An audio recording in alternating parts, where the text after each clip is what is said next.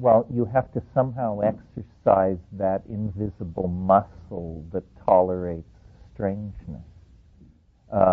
My brother had the notion of what he called extra-environmentalism. He said the reason we are fascinated by the alien is because we want to become the alien.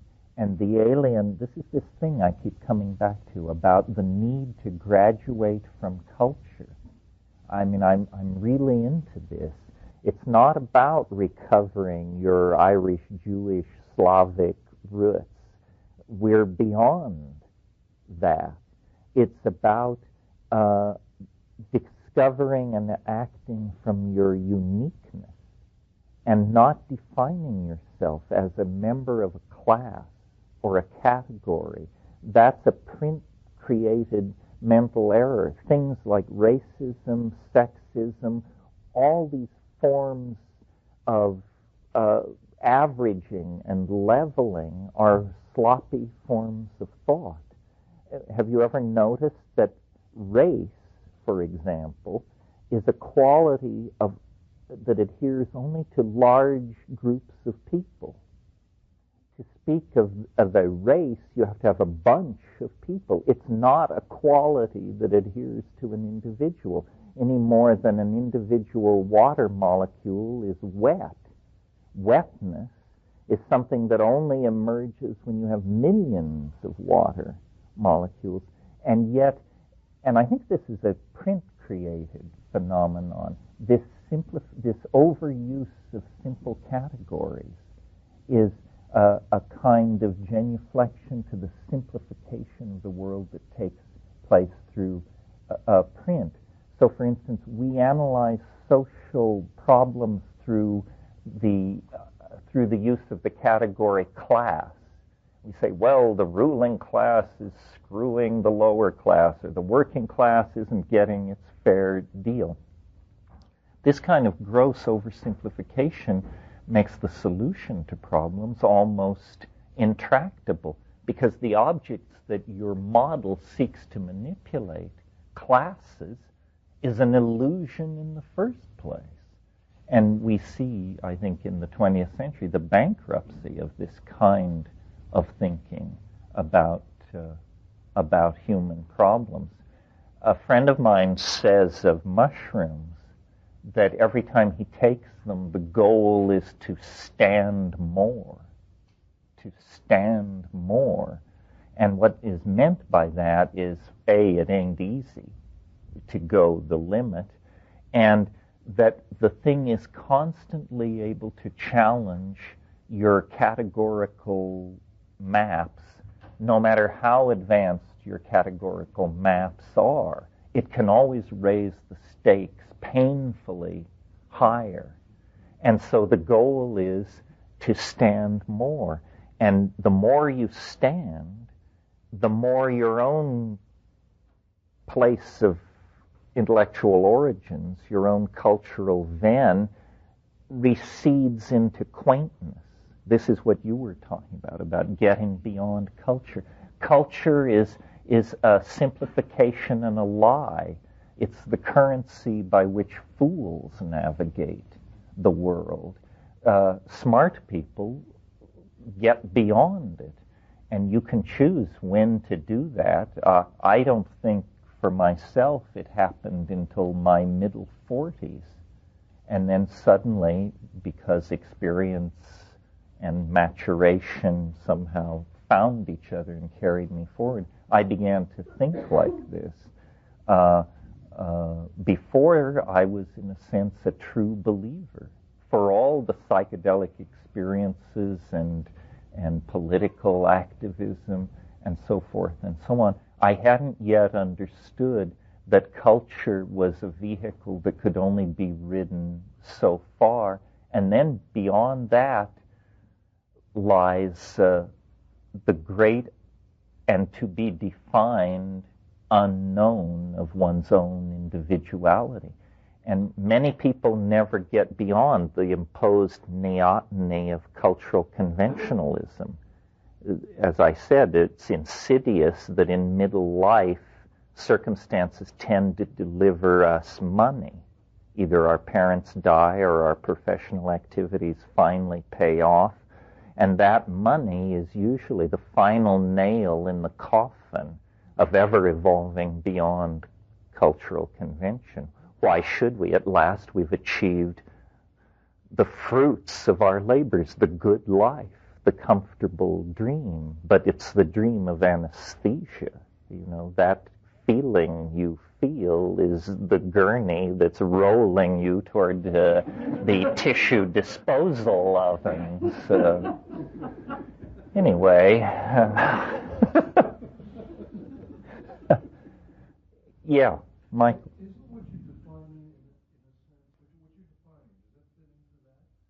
Yeah, it does.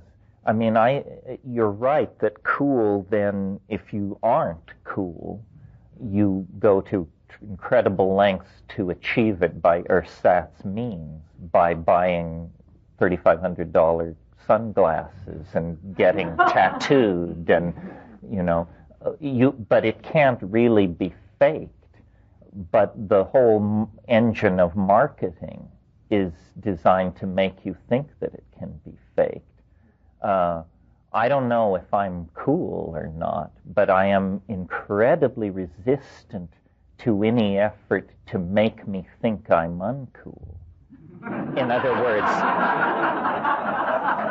because the answer always lies in commodification. You know, I'm not using the right body cologne, I'm not wearing the right Italian designer clothes, I don't slump with a half sneer on my face. All of these things which are marketed as the accoutrements of cool. So you get a clueless culture aping cool, and of course real cool can't be commodified. That's what makes it so cool and so maddeningly distant from the uncool. As long as we're on this kind of tack, this morning I talked about the imagination and its friends, and you recall the list, and I won't refresh it, but I thought it would also be useful to talk about the enemies of the imagination. We've talked about culture as the enemy of imagination, and I think we've done enough of that. The other thing that I think is the enemy of the imagination, and this may seem paradoxical, and it may raise hackles, and it may bring controversy, but it has to be said. There's always been a strain of this in my thinking, in what I'm about to say, but my son pointed out to me that I needed to hammer this particular key harder. My son is sort of my surrogate in the culture. He goes out to the highways and byways and listens to the murmurings of the people and then tells me what's going on. And this brings us to the subject of relativism. I'd never quite heard it put this way until he put it to me this way. What is relativism?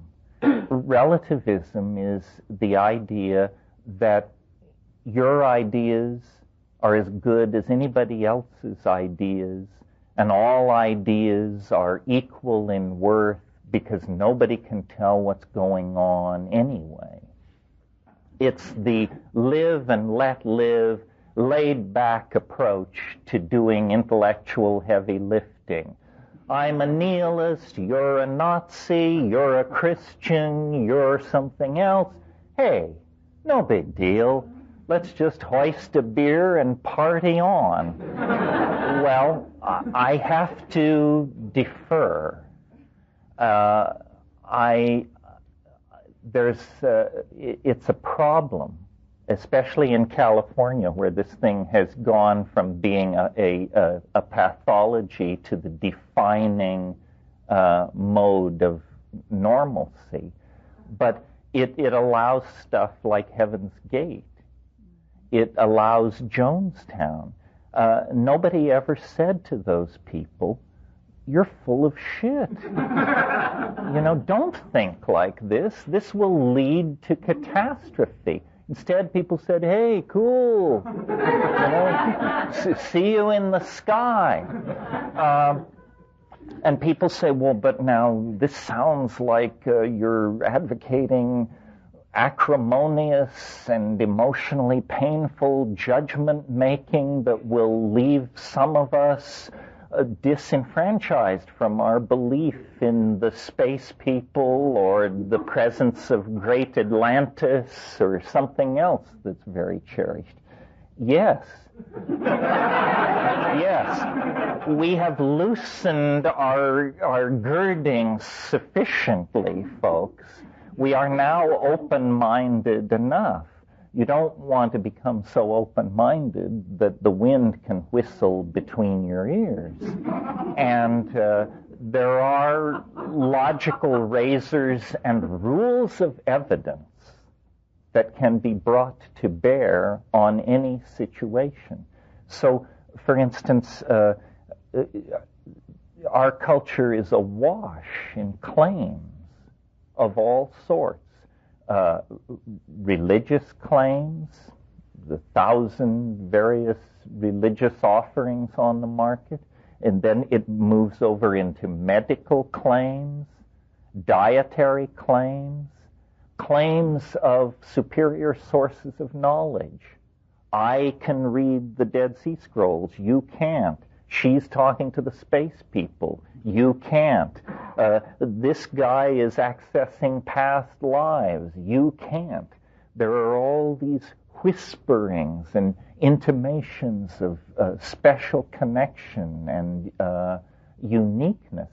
If you are passive in the face of this, I think your intellectual arteries will just fill up with mental cholesterol, and eventually you'll have the equivalent of a coronary thrombosis at the intellectual level. It's very important to hone intuition and logical razors so that reasonable questions can be asked.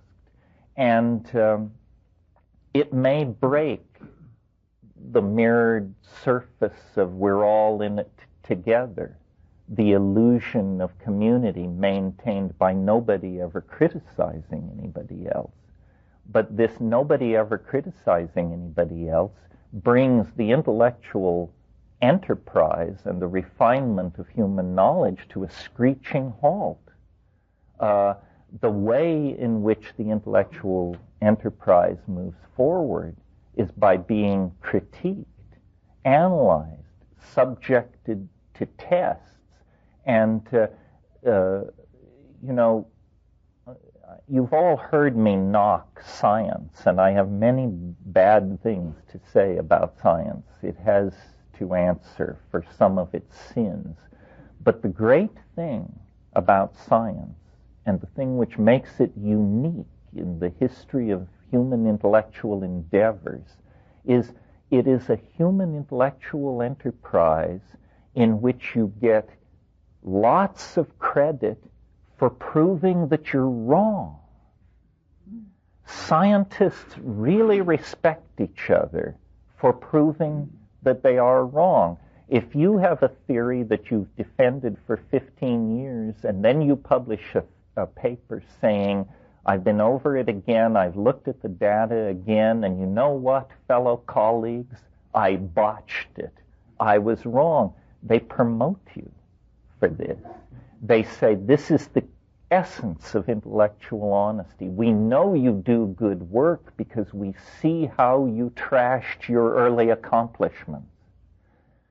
Religion doesn't work like this. In the religious domain, you never admit you're wrong. You further elaborate the story to save whatever preposterous notion has been exposed, and you never deny, you never recant, you never go back. And so what you get is error, based on delusion, based on illusion, based on lie, based on half-truth, based on supposition, based on somebody thought it would be nice if. And it's no wonder that there's not a great deal of spiritual juice in that. So I think there are many things to be said about science, that it has relied on probability to too great an extent and so forth and so on. These are technical issues, but in our personal lives, it's a wonderful thing to take as a model. Always seek the simplest explanation. This is called the principle of parsimony, otherwise known as Occam's razor. Sounds very fancy. All it means is always prefer the simplest explanation. Try the simplest explanation first. If it fails, complicate it as little as you have to go to the next level. But we live in a culture where the simplest explanation is never accepted. Somebody sees a light in the sky. Immediately, it's a UFO invasion. The possibility that it was a meteorite, a piece of aircraft in trouble, something like this, is not entertained.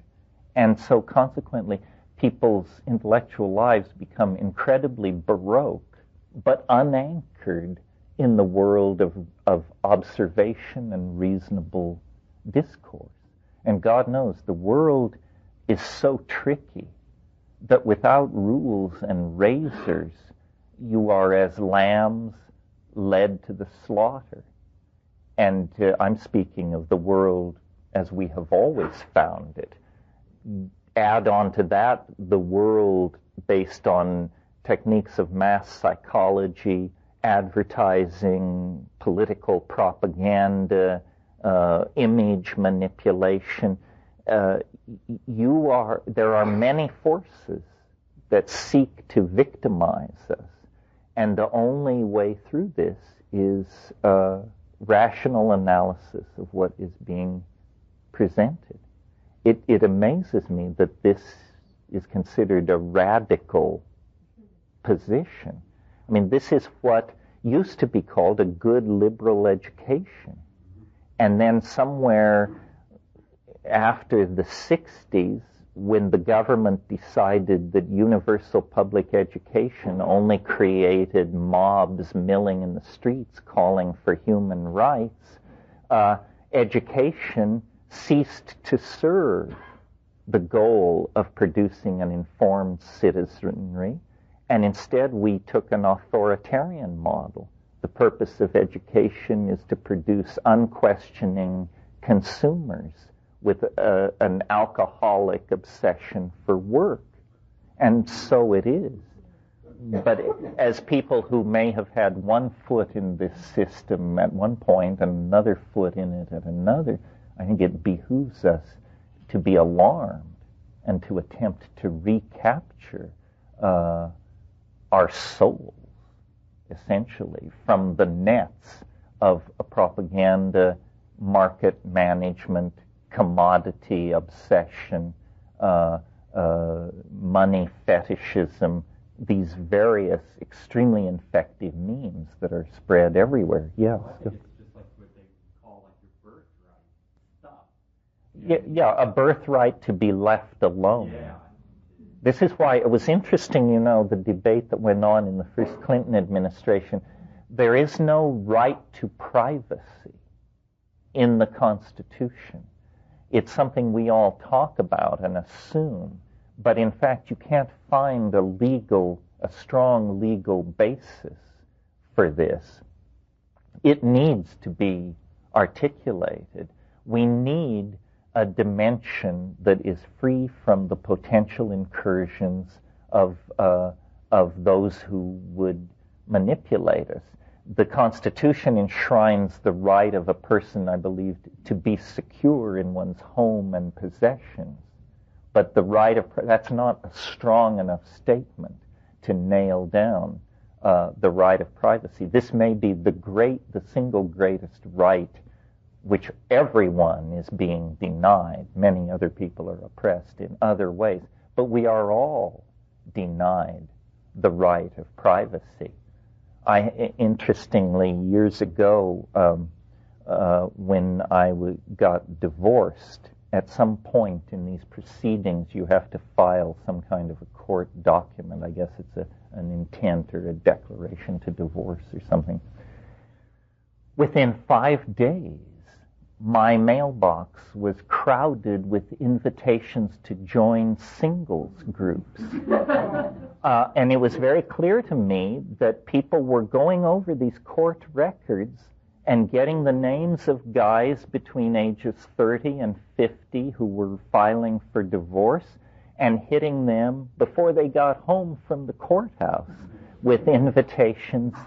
And it's insidious that we are accessible to this kind of manipulation and seen as victims. I mean, here's a tremendously private, personal tragedy, but for a whole segment of society, it's not a private, personal tragedy. It's a marketing opportunity. You have pain, we have answers.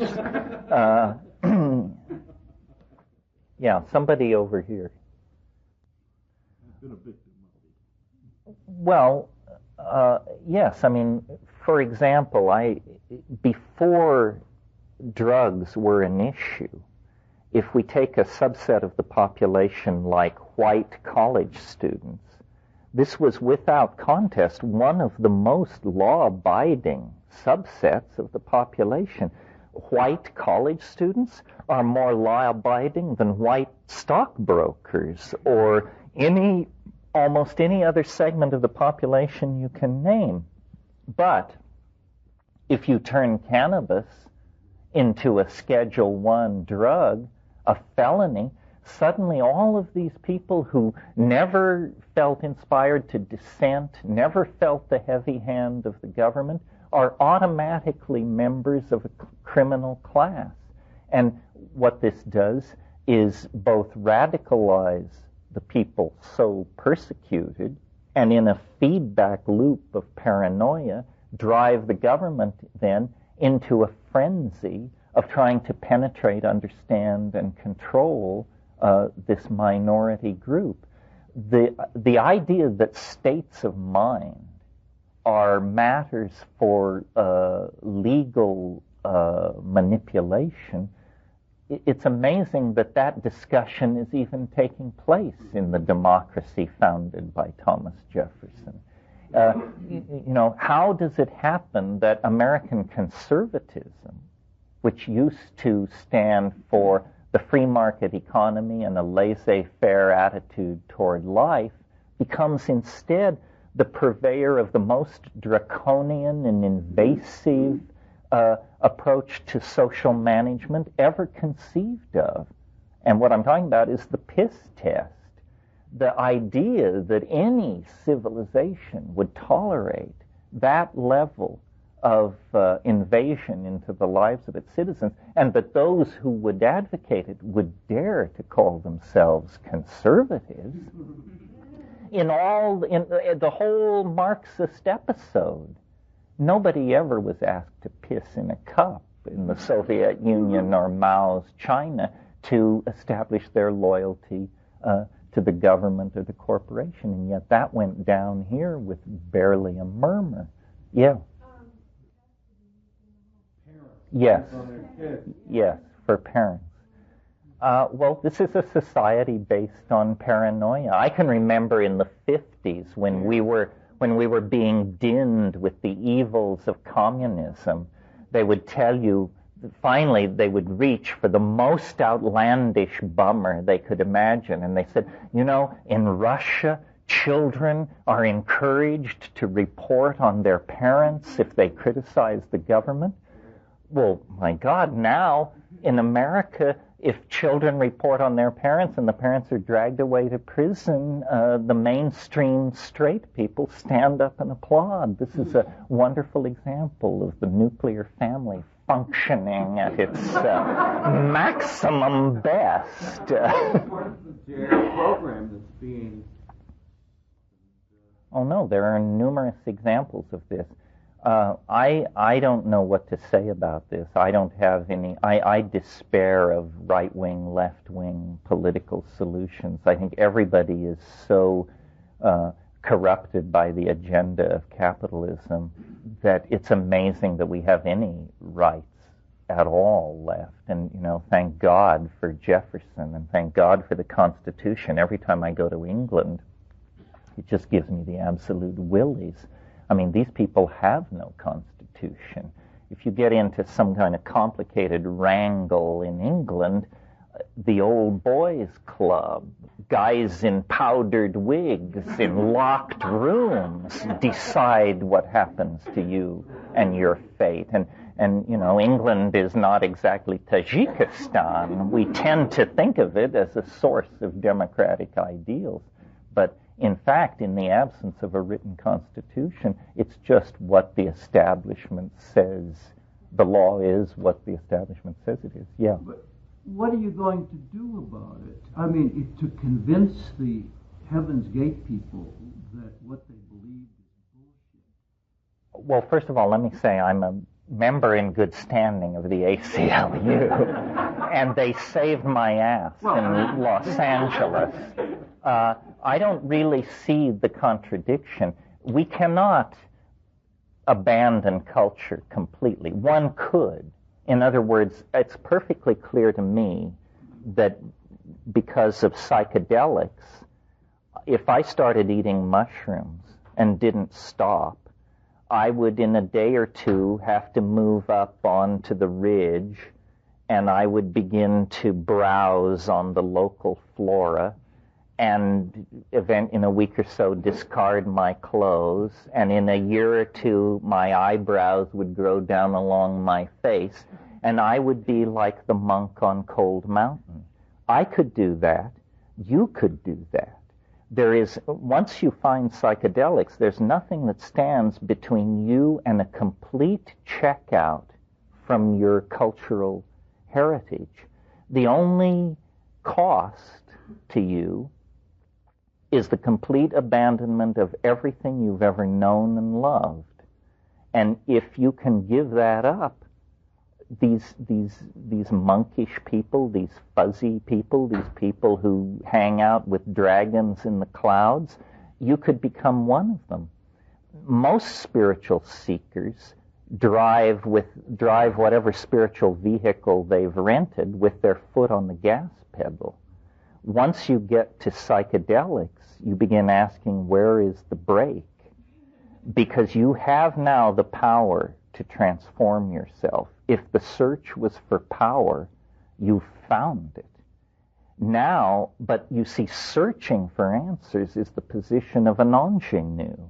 It's the journey of the fool. What I assume all of you people have to grapple with in different degrees is the fact that by chance or design or good fortune, you have found the answer. Seeking is over with in this room. But what you have to do now is a much more demanding and grown-up thing. You have to face the answer. And you have to take the measure of yourself against the answer. You said you wanted to ascend into the dragon realms. You said you wanted these spiritual realities to become vivid for you. But now there's nothing between you and it except the decision to make it happen. And where do you come down on that? So when I push things like extra-environmentalism and critique of culture and all that, I mean it in a very wussed out sort of way. If I really meant it, I wouldn't be here saying it. I'd just let you all figure it out yourself, and I would go off and be a legend, and you could follow me into it if you wanted. I love things about the culture, but I define this loving of things about the culture as a kind of weakness. I'm not proud of the fact that the highest I can get is to teach at Esalen. I'm not at all proud of the fact that that seems to be where I top out. Had I greater courage, I would go further. But I don't.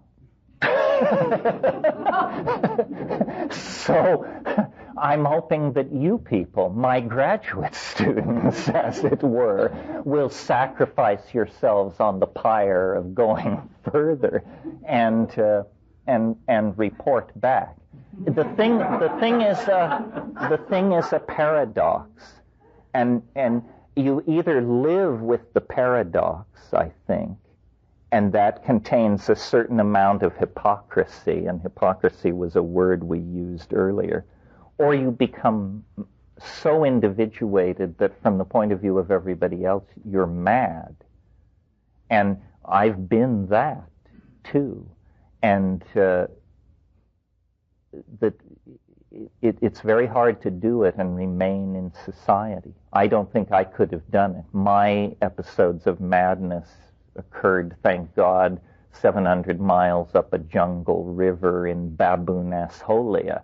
But had it happened in Manhattan or something like that, it would have quickly set up ripples that would have inextricably complicated and made my life much more difficult. Well, what do you think? I read a quote once from Oscar Wilde saying that your first duty in life is to be as artificial as possible. Duty in life is to be as artificial as possible. And sometimes I deal with this paradox. I always go back to that quote. I don't know what that means. I know, it's an interesting quote. It meant something to him completely different than what it must mean to us. And I always kind of refer to that whenever I feel like I'm a hypocrite, with this. Well, I'll tell you a little boring little secret about how I got to be who I am. I grew up in a town in western Colorado where if you read Time magazine, you were suspect of being some kind of left-wing intellectual. I mean, this was podunk. And as I grew up there, I became aware of all these extremely strongly expressed cultural values. And most of them were hostile to something. Either Jews were bad, or black people are bad, or people who didn't work were bad, or people who made messy paintings were bad. All of these things were bad. And one day it occurred to me, I will take the position that all these things are good. These things are good. Abstract expressionism, Jews, black people, science, good, good, good, good. And everybody said, there's something wrong with this kid. And I didn't understand my own position. I mean, I would look at a Pollock and think, it is messy. It may be horseshit. But we must never admit that. We must defend that. We must defend the genius of Pollock unto death because we don't understand it. And by taking that position, slowly I actually did understand some of these things and make them my own. And I discovered that that was the path to wisdom, a total rejection of the culture I came up with. Well, now, I don't know how that would work if you were born of Jewish parents in New York who were members of the Communist Party and always took you to wonderful art exhibitions and made sure you got to Carnegie. If you rejected all that, you'd become a jerk like the people around me in that small Colorado town.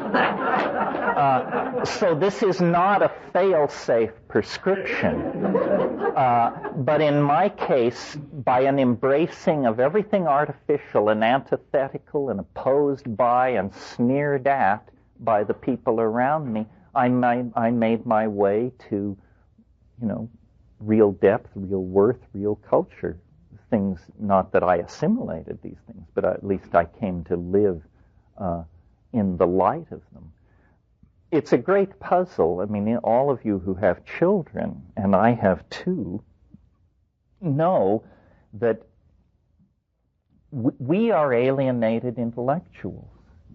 I mean, broadly speaking, this is what we are. We are alienated intellectuals, and so we bitch about the government and we critique the monetary system and so forth and so on.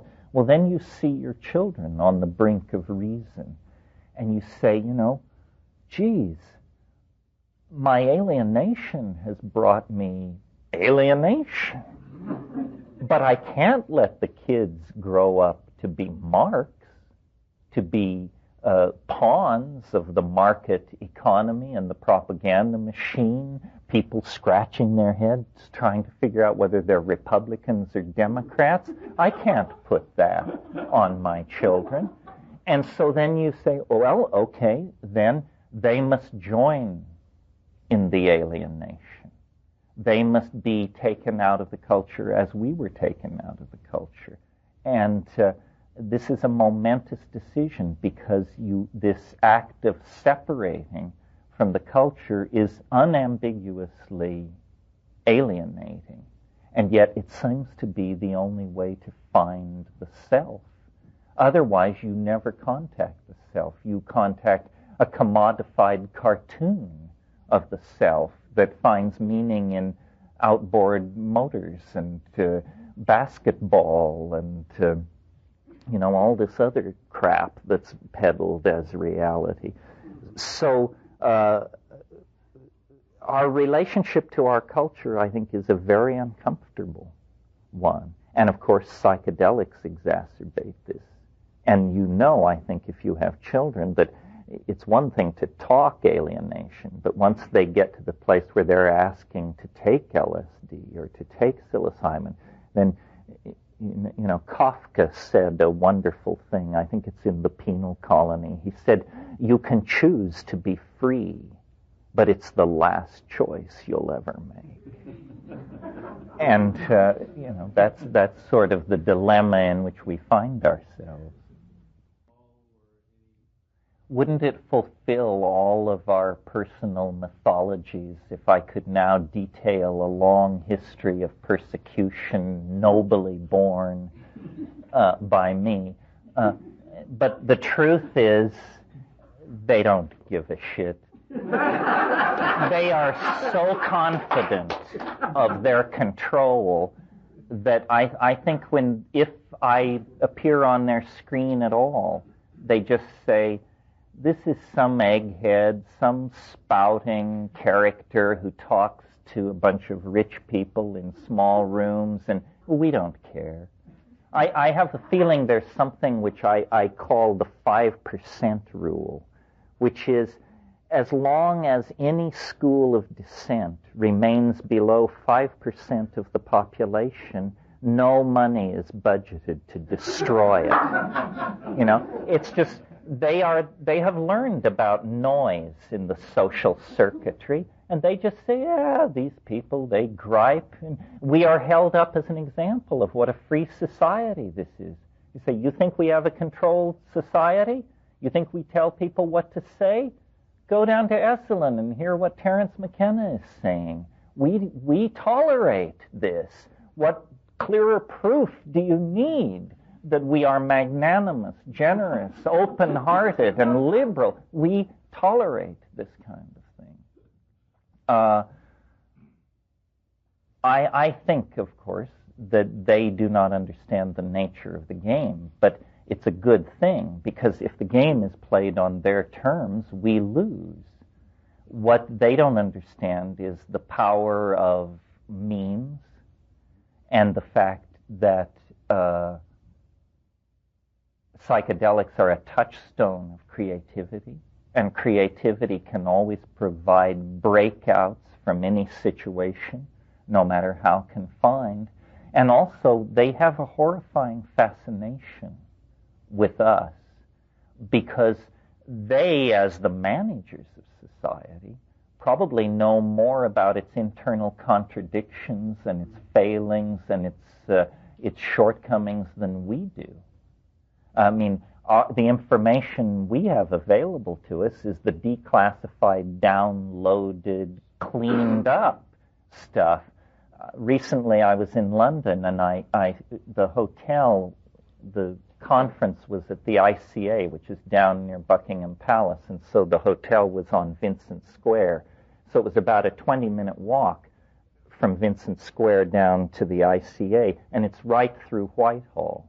It's where all the intelligence agencies and the Ministry of Defense and all this, and we would stay late at the ICA, and walking back at 2 in the morning, the lights in Whitehall are burning at 2 in the morning. The lights at the Ministry of Defense and the Ministry of Economic Planning are on at 2 in the morning. Why? Because people are sweating blood in those buildings. They are working around the clock to keep the entire system. Look at these rainforest clearing statistics. Look at this oil slick. Look at this. This is costing us money, gentlemen. What about this? And the answer is you can manage some of the future some of the time, and you can manage all of the future some of the time, but you can't manage all of the future all of the time. It keeps breaking loose in most unexpected fashion. The internet is a perfect example. Here was a privileged instrument of the intelligence community and the scientific elite that served it. Ultra-high security, totally out of the reach of the common man. And meanwhile, over at Raytheon, they're trying to, this was years ago, they were trying to develop a chip to guide a heat-seeking missile and for the Navy. And they had certain design specifications which had to be met. And the project had ground on for a couple of years, and they couldn't make this chip meet the specifications. Finally, the project was canceled. The chip is thrown in the trash. And then some engineer digs it out, and he says, you know what we could do with this? We can't hit a plane in flight with a missile with this thing, but you know what we can do with it? We could make a little desktop computer with this. And these guys said, why in the hell would we want to do that? We have enormous computers. We have computers the size of a city block. Why would we want to do that? You say, no, you don't understand. Not for us. We have the godlike technology. It's a commercial thing. We can sell it to the Marx, and they can word process with it or something. So it came to be. But then they didn't understand that these things, it's a pretty harmless thing. A computer sitting on a desktop with Word running on it. But you sell 20 million of them, and before you realize, my God, they can all be connected together. And then people just plug them in, and an entirely new beast springs into being. A technology so powerful that the head of the CIA 10 years ago didn't have that kind of access to information, that kind of access to real-time imaging, that kind of access to econometric data and that sort of thing. And so it escaped. And so while they were watching while they were keeping us from building nuclear weapons, they seemed to do that rather well. No terrorist has ever set off a thermonuclear device, so far as we know. So they were watching from the ramparts for that because it was something they could understand. This thing came rushing in the back door, and now the cat is out of the bag. Yeah, was it Scott? I'm sure that that's true. I'm sure that that's true. The fact that the IRS is running on 20-year-old computers. The government is just being left behind. And the world corporate state doesn't care. It finds governments a huge and boring nuisance. In the same way that after the 30 Years' War, basically there was an enormous social shift in Europe. Before the 30 Years' War, Europe was ruled by popes and kings. After the 30 Years' War, it was ruled by parliaments and peoples. I mean, that's a generalization, but true. Well, now the nation state is being put out to pasture.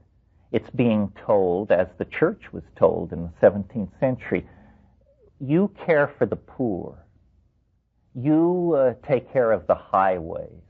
You bury the dead and you educate the children. But all the stuff which makes money, we, the new streamlined form of social organization, will take care of the money-making enterprise, and your job is to keep the roads cleared and the dead out of sight. And so this is happening. When I understood this, it was like a bolt of lightning. When Jesse Helms stood up on the floor of the U.S. Senate and called for the assassination of the American president, I realized this has become a circus. These people are yahoos. When was the last time a governor of the World Bank threatened the life of an American president? When was the last time that someone who sits on the board of directors of the IMF felt the need to physically threaten the life of a president? No, it doesn't happen. Real power doesn't act that way. Only pseudo-power, Yahoo power, thug power acts that way.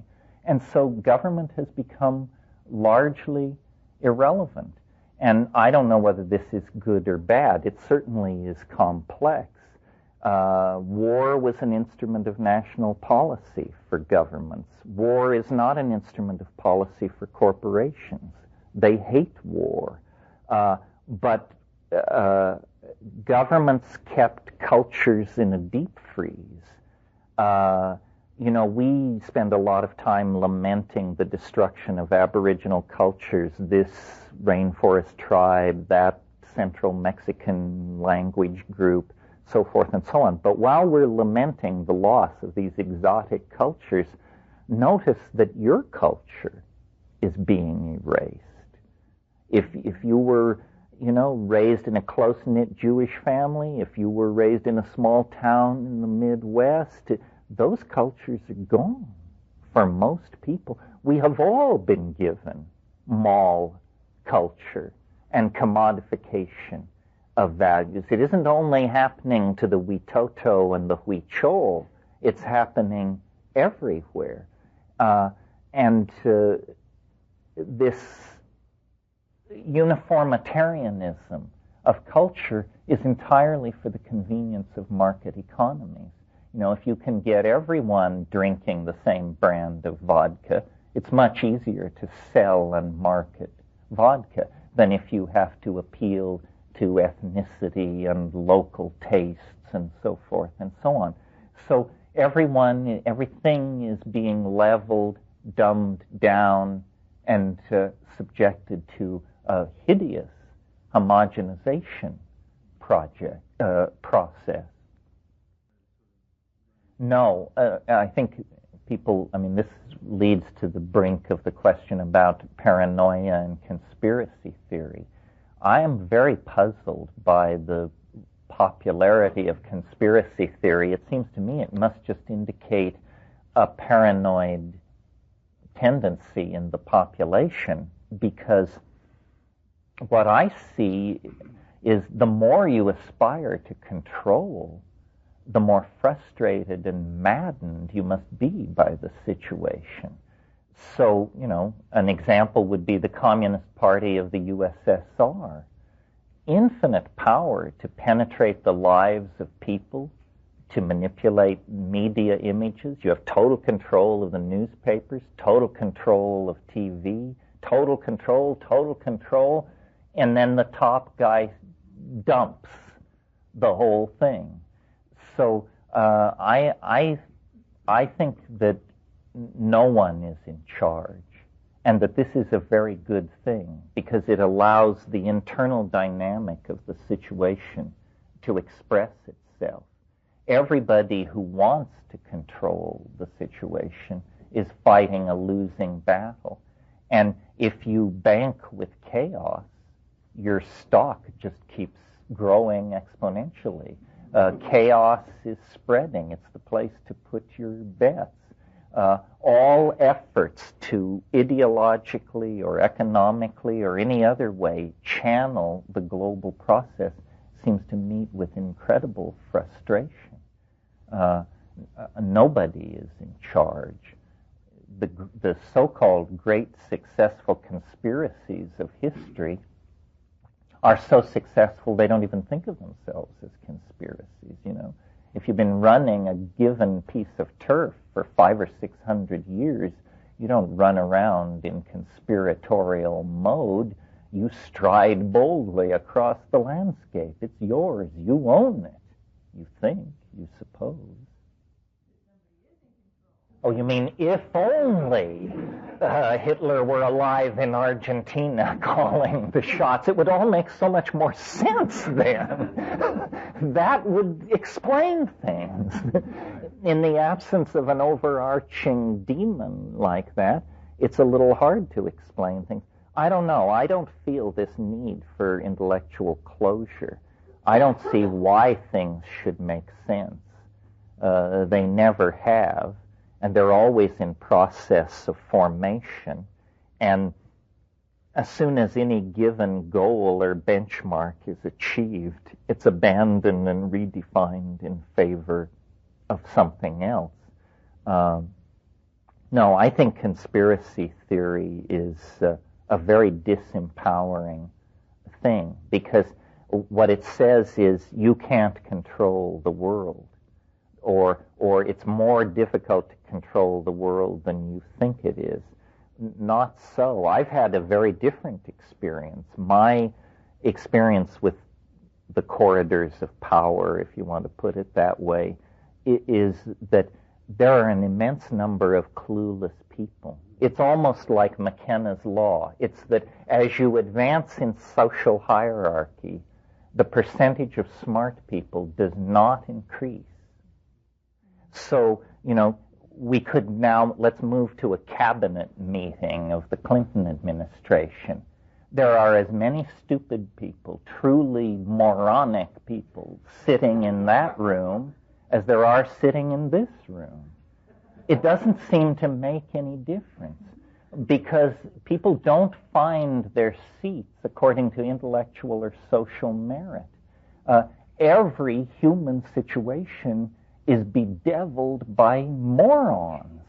No matter how high you rise, you're surrounded by fools. And you're lucky if you're not one of them. I mean, that's the basic thing to try and guard against.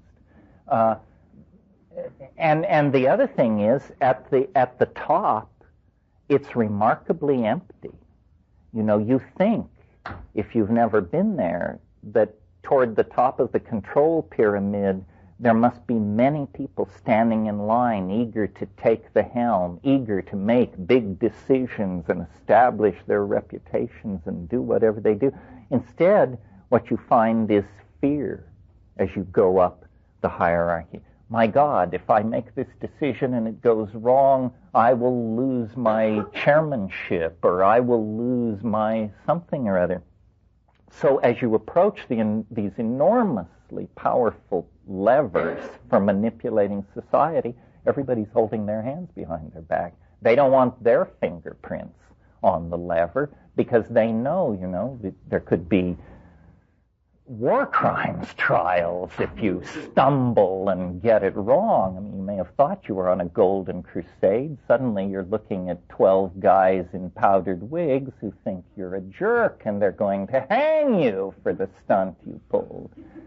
So it's like that. I used to think it was not true that all spiritual work began with oneself. You know, I felt like that was a way of disempowering people and saying, you know, if you wait until you're an avatar, you'll never join the people rioting in the street. And I used to say, you know, if you see people rioting, you have a moral obligation to join. You don't even have to know what it's about. the people rioting is a sufficient imperative to political action to be there. Well, I'm not 25 anymore. That provided a lot of fun, but I now think, you do not make a unflawed contribution unless you have first gotten your ducks somewhat in order. I'm not saying you have to be able to walk on water, but you have to have at least considered your own life and your values and that sort of thing. It's pretty simple, the ethical life. It's just demanding. Many of you have heard me say this. This is Father McKenna talking to you. The moral life does not consist of wheatgrass diet or affirmations or any of that. The moral life is, unless you're at Esalen, you should clothe the naked, you should feed the hungry, comfort the afflicted, bury the dead, and there are a couple others, obvious things to be done. It's not about how many prostrations you do or what lineage you've associated yourself with or how much cholesterol is in your diet. And somehow we have confused the ethical and moral dimension with the dimension of physical practices. Probably because we have been too infected by the memes of tired Asian religions that long ago gave up moral philosophy in favor of rotational activity, because the social problems of Asia are overwhelming. That's a response to an overwhelming human tragedy, the quietism of Asian religion, I think. Yeah. I mean, I'm exaggerating it, but it's still movement from that position. Well, and it's flawed, is what you're saying. Yeah, I agree. I mean, the person helped by that person is still advanced, but the whole system is not served by misguided do-gooderism or the large noblesse oblige is an insulting attitude to take, because, the real nature of the human condition is that we're all in it together. This is one of the reasons why I am so hostile to all forms of spiritual hierarchy. I have never seen a truly superior person, I don't believe. And if I have, they were so humble and self-effacing that they never would have claimed that superiority as their own. If somebody tells you they're a superior person, my God, they're automatically to be taken off the active list. That alone screws the pooch right there. And it's tremendously disempowering. The mushroom said to me once, and I've said it to many of you many times, it said, if for one human being to seek enlightenment from another is like a grain of sand on the beach seeking enlightenment from another. Don't you get it? It's the same flesh. It's the same flesh. Nobody knows anything you don't know, and even if they do, it's not your knowledge, so what good is it doing you? The idea that it's okay for you not to understand mathematics or not to play the violin because somebody else does it very well is a complete cop-out. You will be held responsible for what you know and what you can do. And using the excuse that you lived in the same world with Jascha Heifetz is not going to get you off the hook of not knowing how to play the violin. I say this as someone who does not play the violin. It's fun to take responsibility. It's fun to test the waters. The hardest thing to put across to oneself and to other people is that the universe is a more friendly place than we have been told. Paranoia, culture is institutionalized paranoia. And it's very hard to decondition oneself from this. No matter how deconditioned you may think you are, there is more and more work to be done. And I think the essence of Taoism and why its roots in nature are so powerful is because what Taoism is saying is, if you will quiet your mind and if you will pay attention, you will discover that you are supported and cared for by the dynamic of the universe. This should be obvious by virtue of the fact that you're even alive. I mean, how unlikely is your existence? I put it to you, pretty unlikely. And yet, here you are. Well, do you just think it was the greatest series of well-rolled dice in history? That's silly. That's ridiculous. Probability would never have delivered us to this room this afternoon. Probability sculpted by loving intent has delivered us to this room this afternoon. Once you can sense that living intent and, make it an object of familiarity, that is the antidote to cultural paranoia and to the acceptance of your identity through imposed definitions by other people. And of course, psychedelics figure in here because they dissolve more dramatically and more effectively than anything else the cultural and linguistic and habitual assumptions that are masking that presence of Tao. It really is true, as the Bible says, you must become as a little child. That means you must become pre-culture. You must recover who you were before the engines of culture went to work on you and abused you and made you afraid and dumbed you down and distorted your values and so forth and so on. Yeah. So, in a way, you're saying that feeding into culture. Yeah, see, I think what's happened is at the top of the culture, it's profoundly intellectually bankrupt. There is no plan except to keep peddling stuff basically until the forests are gone and the ocean's polluted, and this is not malevolent. It's not malevolent. It's simply they are clueless. They have run out of steam. And so the answer is to try and keep the game going as long as possible with daytime TV, with casino gambling, with lotteries, with endless distractions, with pop culture fads, with cults of celebrity, with spectacular trials and gory mass murders and endless circuses, while the people at the top are saying, sooner or later the shit is going to hit the fan. Sooner or later the dam will burst.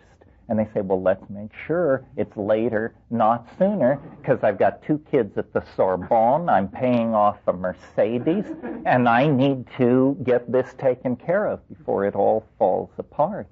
So in the absence of any cultural plan imposed from the top, this strange dynamic is happening. This has happened before in cultural history, where some huge enterprise like Christianity or patriarchy or something like that, after running its games for millennia, it just runs out of steam. And often there's nothing to rush in and fill the vacuum, nothing that is consciously engineered to do that. And so then in those situations, an actual creative bifurcation can take place, because what is about to happen is not in the hands of human managers. It lies deeper in the dynamics of the whole system. And we all feel, I think, this sense of excitement and the approach of the unimaginably new. And we don't know whether it's the aliens coming to pull our chestnuts out of the fire, or virtual reality, or a new drug, or a new style of sexual behaving, or star flight. We don't know what it is, but we can feel that it will transcend the categories of our managers, and they and we will then have to make sense of whatever this new reality is. And it terrifies some people, it liberates others. It's the same reality. Stephen Vincent Benet says something about, at the end of John Brown's Body, he says, when the prophets of strange religions bawl out their bizarre despair, do not join them on the mountain. Say only then, it is here. It is here.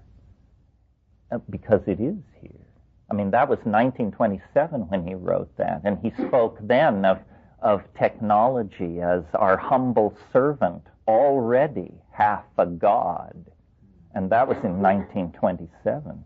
You can imagine then what that technology is today. Yeah, Mike? A manager class. I'd rather talk about a point in history where there's no more commodities. Yes, I don't think there will be a manager class. A manager class, you manage toward ideology. If we could transcend ideology, the way to manage society, I think, would be self-evident. The problem is trying to force it into the service of some kind of ideological vision. And then, of course, it becomes intractable, because no ideological vision we've ever had has been true to our humanness. The Christian version of what human beings are, the Nazi version, the Marxist version, the secular, market-oriented version, these all somehow insult various parts of our humanness. And so when an attempt is made to push us into these things, it doesn't work. And you get instead war, anxiety, and Q forces swamp the social system. I think the managing of society would be fairly simple in the absence of ideology. But we're addicted to ideology because somewhere along the line we've gotten the idea that you can't understand the world without an ideology, when in fact, ideologies are incredible impediments. No more bosses. Well, I suppose as long as we are disparate entities, there will be hierarchies of control. That seems obvious. But it seems as though we are playing with the idea that we may not be disparate entities, or that we may be only provisionally disparate entities. We are a peculiar creature, somewhat, and we human beings, as a mass phenomenon, we're somewhat like a slime mold. We have a life cycle where part of our life cycle we appear to be completely separate individuals. But apparently in our, if you view our development over the past few centuries, we're entering into some aggregation phase, triggered by pheromones spread through technology. And we are beginning to create some kind of a superorganism. And the fear of some people is that once inside this superorganism, we will be forced into a permanent status as a sub-level of the hierarchy. In other words, you will have to give up your individuality and you will just become a kind of liver cell or brain cell or something in this organism. But I don't think this is the case. I think we have the unique ability to combine these two modes of existence. This is why we have this notion of society and the private reality of the individual. And probably in the domain of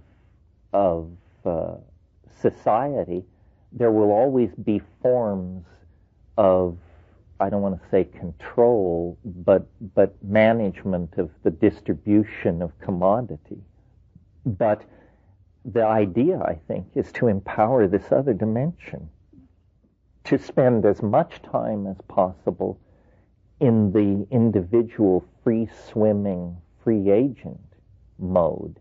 In other words, not to see membership in society as a goal and a value to be conserved, but to see it as a necessary evil. You know, we need social organization, but in minimal doses. And when we go on a bender of addiction to social normative behaviors, then you get a psychic epidemic like National Socialism, where people voluntarily abandon their individuality to act in concert with some kind of mass impulse. This is extremely evolutionarily retrograde. It's not what we want to do. So I guess what I'm pleading for is an enlightened form of alienation, and not simply an emotionally driven alienation, but a strategically driven alienation. See, alienation can be used not to create neurosis, but to attain freedom. Creative alienation. Alienation that embraces itself as the source of inspiration. Nobody ever said it was going to be comfortable to be a human being and to ride one of these bipedal bodies from the cradle to the grave. I mean, it's an uncomfortable, but I maintain manageable situation. But you have to have the lights on. You have to have your emotional responses in order, your intellectual responses in order. You have to have garnered some sense of how we got to this situation, and you have to have some sense of the tools available to transform it. Yeah. Well, it's certainly true that the human classroom is the most untransformed portion of society over the past 200 years. I mean, we basically still pass on our cultural values to our children the way it was done 200 or 300 years ago. This may be changing. Again, I don't mean to make the internet the panacea of all problems, but it seems to me here is a problem that the internet can address, and you don't have to be a technocrat to see how it has enormous power, because education is a process on one level of putting correct information in front of people. And in the present form of education, the great choke point is the limitations of human teachers, who, while as finely and nobly motivated as they are, inevitably they pass on their own limitations to their students. In the presence of the internet, this is somewhat mitigated, and there's a great leveling going on in the educational process. The quality of information available to all of us, if we learn how to make our way to it, is orders of magnitude more dependable than it was a generation ago. I mean, we have basically traded in cultural illusions for hard facts. Did you want to say something else? Well, would you discuss because they are not Well, empire yeah. no longer function. No, McLuhan talked about this. He talked about what he called electronic feudalism, and he said that the rise of electronic media would bring a retribalization of culture, and that the nation state would completely disappear. And I think this is happening. It won't disappear completely, but in the metaphor I made a few minutes ago, it will sort of take on the role of the church. It's largely irrelevant. Corporations now call the shots.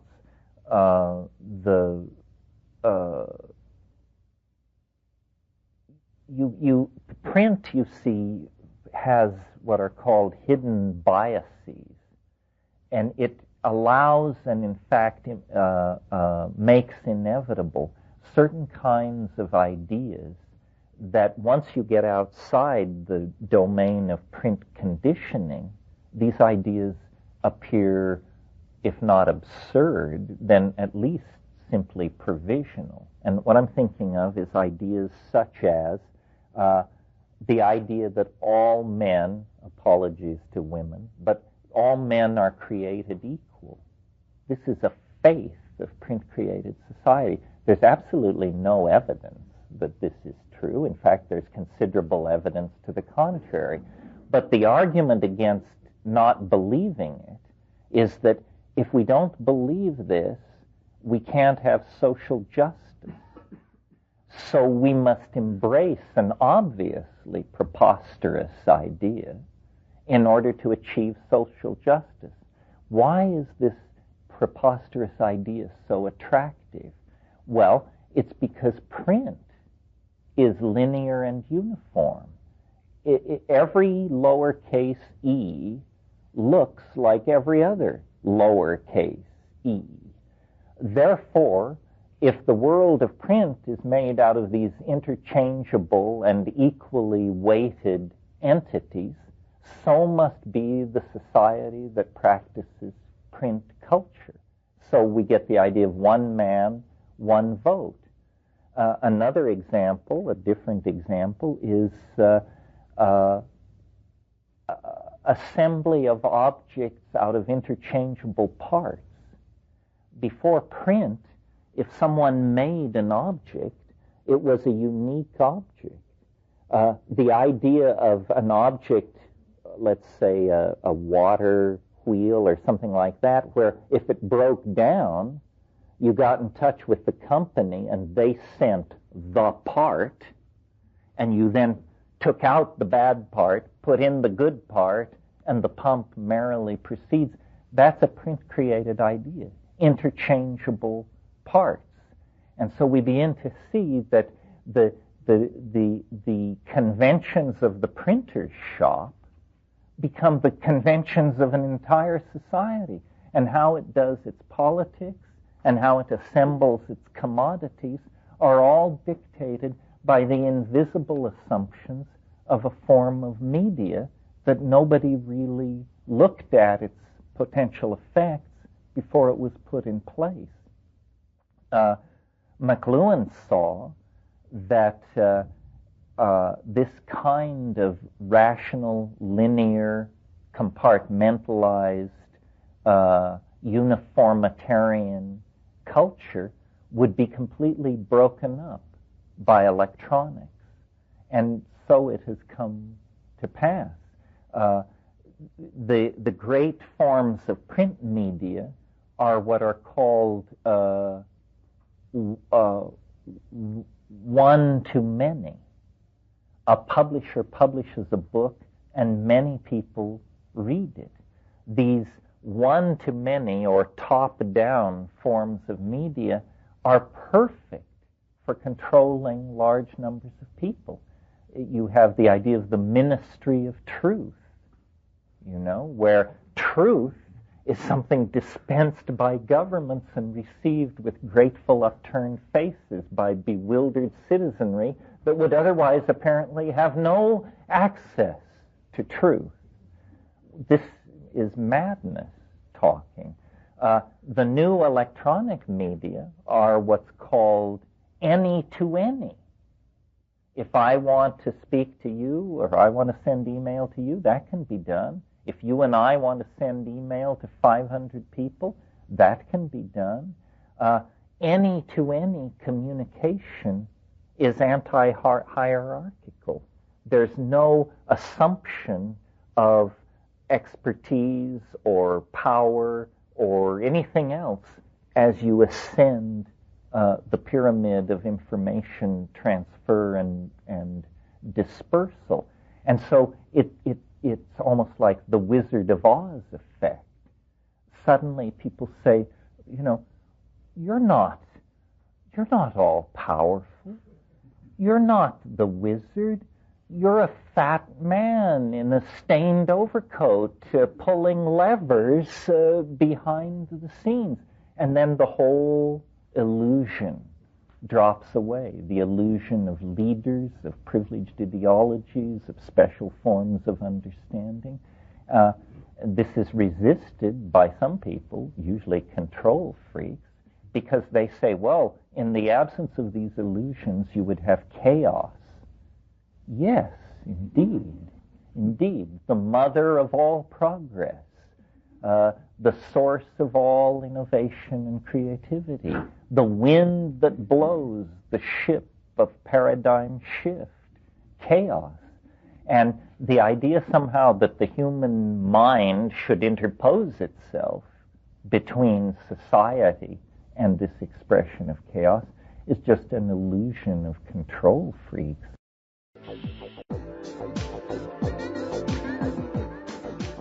Well, an ideology is a simplification of reality, where the vast, seething, messy baroqueness of being is put through some kind of rasher of language and comes out grossly simplified.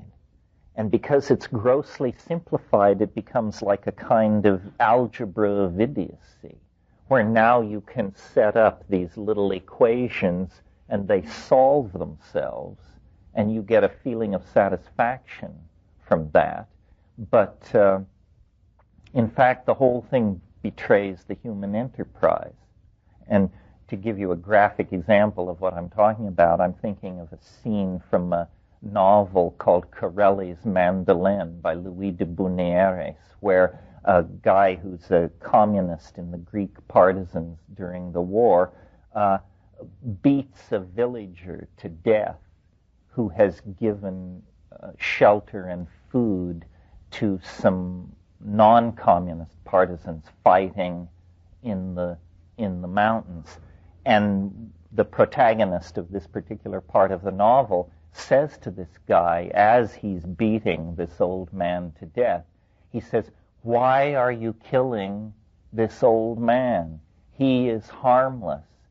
And the guy, without even missing a stroke, turns to him and says, "It's a matter of historical necessity." This is the voice of absolute fanaticism speaking, and this is the voice of pure ideology. In other words, unconscionable acts.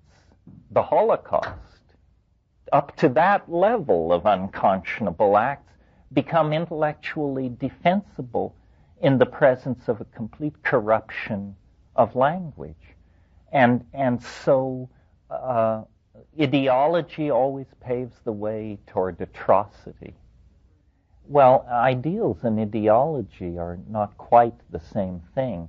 Ideals are simple and don't knit themselves into vast intellectual structures. In other words, an ideal of mine is to do as little harm as possible.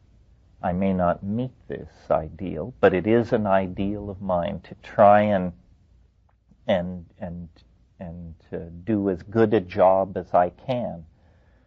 But in the name of that ideal, it doesn't lead on. There isn't a therefore. Therefore what? Therefore I should become a Mormon? therefore I should no longer eat meat, therefore I should no longer have sex, therefore... No, there isn't that kind of implication. But ideology always implies implications. If man is, as Marxists say, an economic creature, then the following must follow, and the following must follow from that.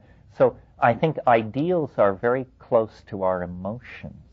They're things that spring from the heart, and their boundaries are not well defined, and the implications are not clear. I mean, if I say my ideal is to do good for mankind, the next step is not at all clear. But if I profess an ideology, the next step is always deceptively clear. So I think ideologies flatten complexity. You know, people don't like paradox. I'm not sure why this is. I think it's a quality of print culture. People want closure. They want every program or every intellectual argument or every examination of a phenomena to end with a conclusion. QED. Therefore, this is what it is. But you don't have to be a rocket scientist to notice that this betrays the complexity of the world. The world is never one thing or even several things. The world always has dimensions which exceed the descriptive machinery that you're applying to it. And I don't know who it was, George Bernard Shaw or Nietzsche or some other 19th century bad boy, but it has been said that the essence of intellectual maturity is being able to simultaneously hold two contradictory thoughts in your mind at the same time. Now you are actually approaching the beginning of intellectual maturity. But if you're always saying, well, if it's this, then it can't be that, and if it's this, it can't be that, then you have been hoisted on the petard of dualism. And it's more than a joke to say that dualism is the root of all evil. Of course it is. It's the root of all good.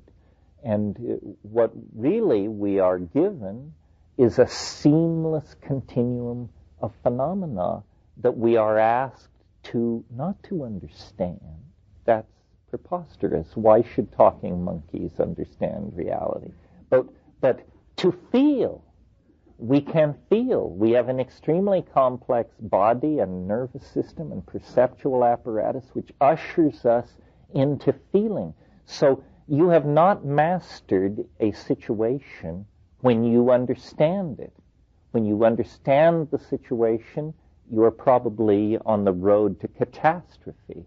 When you feel the situation, you are probably moving into a good position then to act in that situation. And often usually we do not understand our feelings. That's a strange thing to ask of one's feelings. If we understand our feelings, it's simply a footnote on our intellectual housekeeping. It is neither necessary nor sufficient.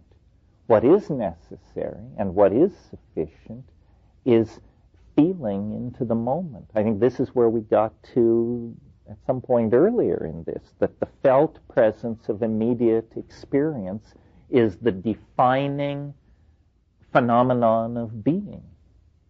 If you can't reach it, you are in trouble. You need some kind of help, psychedelics, therapy, loving kindness, something. And if you can reach it, then you have contacted the authentic domain of being. I almost said of humanness, but it goes deeper than that, because the animal world is living in that space. Well, I think because of the good offices of quantum physics and some other things, we are beginning to realize that things like chaos, like paradox.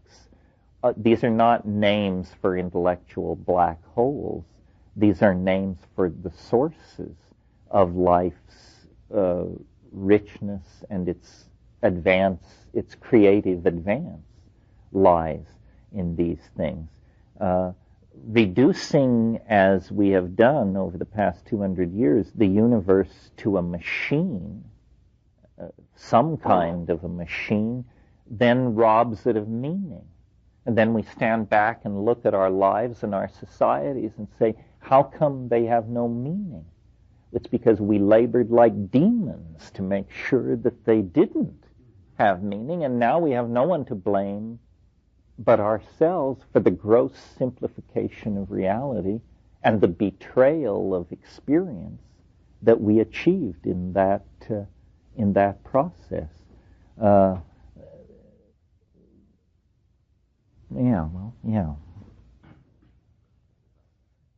You know, years ago in Canada, there was a political party called the Social Credit Party, and they had a very complex scheme that nobody could understand.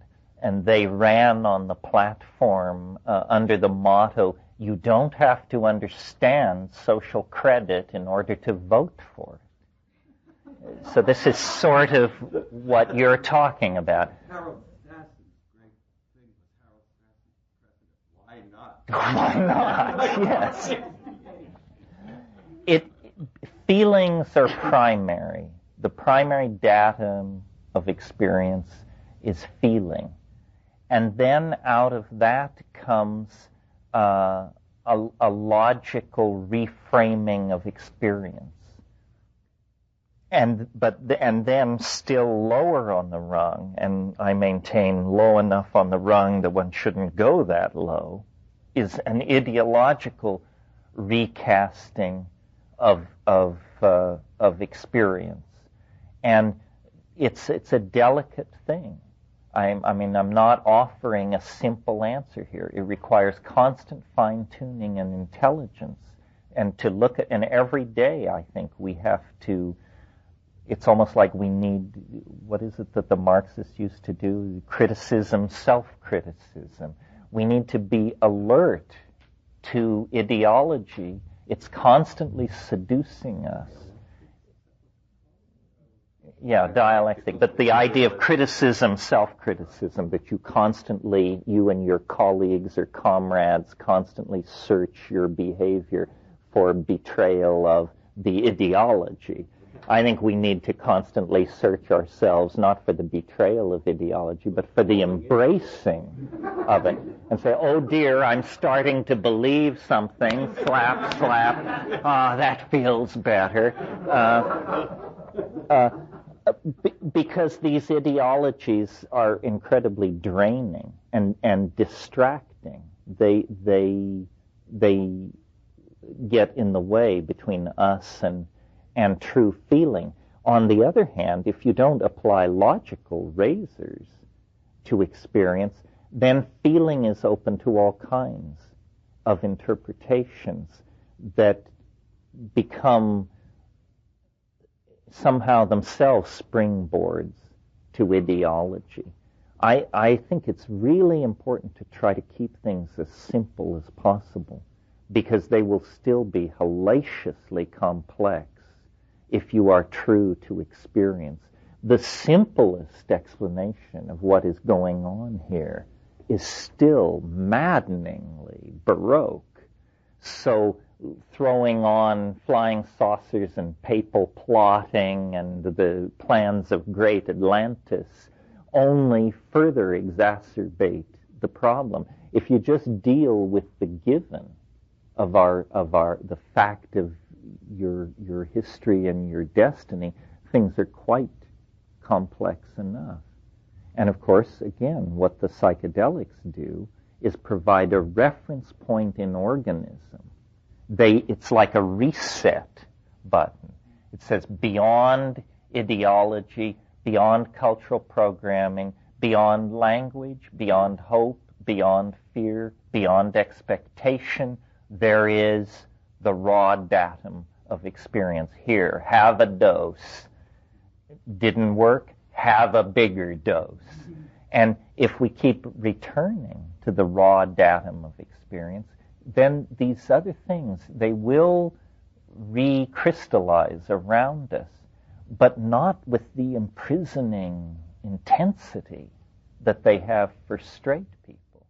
We know that behind all this constipated social stability lies the chaos of the psychedelic experience. It's important to keep it in mind in very unpsychedelic situations. But people who have never broken through the cultural dream take it to be reality and commit crimes based on delusions about what is and isn't reality. Well, not to speak of whales and dolphins specifically, but nature as a dynamic field of activity beyond the reach of politicians, image makers, and so forth and so on. Nature is the constant psychedelic companion of the human experience. I think, we know this. That's why we crowd into cities and build walls and keep nature at bay. If you go into nature alone and don't eat much and don't speak much, within 72 hours, the hills speak and the winds confer with you, and you are conveyed into an animate, caring, living, natural dynamic. But it's threatening to the ego. This is the first time in 2 hours I've used this word. But the ego is a maladaptive, tumor-like growth in the personality that has been inculcated into you by the toxicity of culture. It is literally the response to toxic culture is the growth of ego. The more toxic the culture, the more the ego is revered as a natural value within that culture. So responding to dolphins and whales and anthills and termite swarms and these kinds of things is an opening to the natural dynamic that's all around us. Many people never observe nature except when psychedelics force it upon them. But this is a very, I think if you feel afraid of psychedelics, but you want the juice that you may sense there, take up wilderness camping and do it assiduously. And though it's a slower process and you may not have specifically colored hallucinations, the conclusions that you will emerge with are essentially the same as the psychedelic voyager emerges from. And nature is deep, ordered, dynamical, and caring for the project of being. And so should we be. And the order that we seek is the natural order of our bodies and our minds in interface with the world, not the unnatural order of ideology, commodification, propaganda, and a misuse of communication. No, I think it's very difficult because the process of education, without anybody quite knowing where the crime was committed, has turned from a handing on of cultural values to a handing on of this neurotic behavior around commodification. And people are clueless, and they're being used and abused. People, all seemingly intelligent people, behave in incredibly stupid ways. The phenomenon of the respectability of aimless shopping. Shopping is unconscionable. It's stupid. It's tasteless. It's murderous toward the earth. And yet, people who teach at Esalen will suddenly drop their guru persona and whip out the charge plate and head for Robinson's. What kind of thinking is going on here? They are clearly not alienated enough. Alienation may be for them just a stance, but where they're really comfortable is down at Barney's, racking up the charge card. Somehow the message has to be put across that there are no exceptions to the obligation to decommodify experience. And anybody who feels alienated from this orgy of consumerism is going to have to look elsewhere for their values. I feel blessed because I guess I'm just so alienated that it doesn't touch me. But recently, for some reason, I had to lay out my income for an attorney and say how much I spent every month on things like entertainment and so forth and so on. So he called me on the phone. He said, you declared $15 a month for entertainment. He said, based on your income, do you know how much would be a standard deduction for entertainment? And I said, how much? He said, $700 a month. I said, that's inconceivable to me. What kind of idiot would I be? And I put down the $15 because I knew you wanted something. But in fact, I don't think I spend $15 a month on entertainment. What is entertainment anyway? I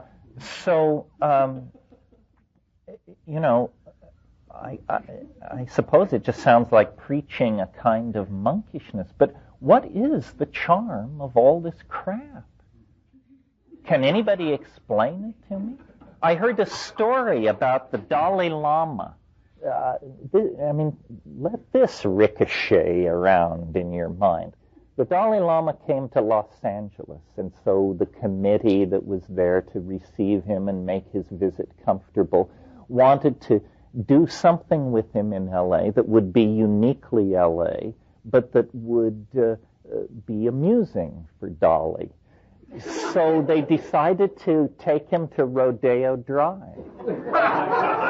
And basically, they just turned him loose with his translator and said, we'll meet you back here in an hour and a half and check it out. This is a unique place in American culture.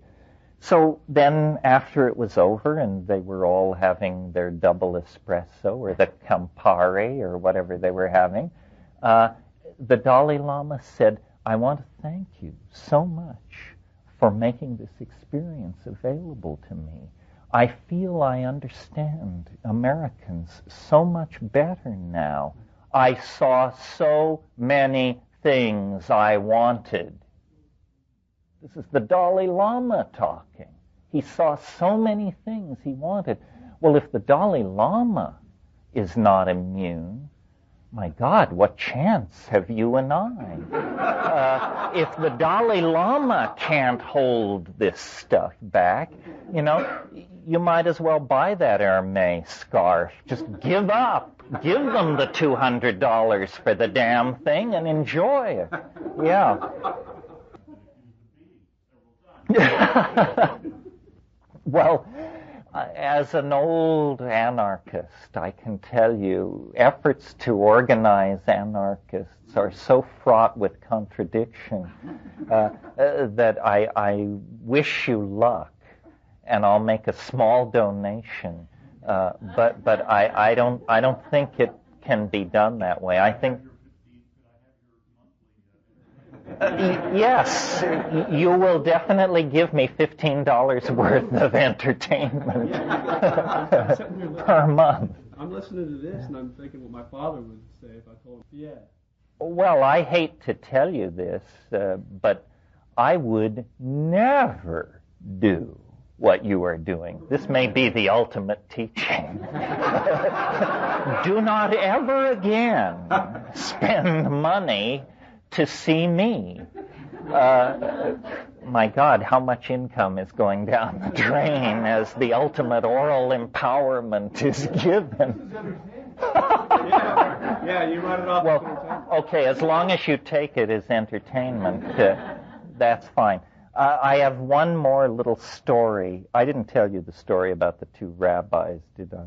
Good. This is my ending story for the afternoon. I don't present it as a summation, but it amuses me. For those of you who don't like Jewish jokes, you will notice as this joke is told that it is easily translated into a Zen mode, a Sufi mode. I just like the Jewish flavor. There were two rabbis, extremely advanced high rabbis, Talmudists, great men of accomplishment. And they were at temple. And one of them prayed. And he said, Lord, he stood up and he spoke aloud and he said, Lord, I am nothing. And then he sat down and the other guy got up and he said, Lord, I am nothing. And there was a guy there sweeping the floor, a custodial person. And he thought, well, people are praying. Get a prayer in here. So he stood up and said, Lord, I'm nothing. And the first rabbi looked at the second rabbi and he said, so look who thinks he's nothing?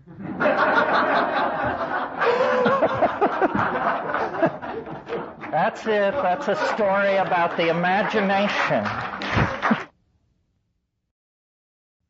The time wave is a variable wave scaled against time and can be scaled against very large amounts of time, even amounts of time larger than the life of the universe, thousands, millions of times larger than that. And you might ask, what's the point of scaling a temporal description over periods of time so vast that there is no reason to assume they ever existed? Well, the answer is that at these transition points, these dramatic shift points, the software automatically, as in the course of running the algorithm, keeps track of days to end, days until you get down here to a hypothetical end point. Even if this is not billions of years, but trillions of years, it will keep track of this day count number. And what we discovered to our bewildered amazement was these day counts were almost always prime numbers or the product of two primes. What are you measuring again? Well, I'll answer your question, but it isn't relevant to what I'm talking about. What I'm measuring, what this is measuring is the ebb and flow of novelty and habit. And you've actually led me back to the main track, so we'll get serious and get out a pointer. That's always a sign that we're really serious.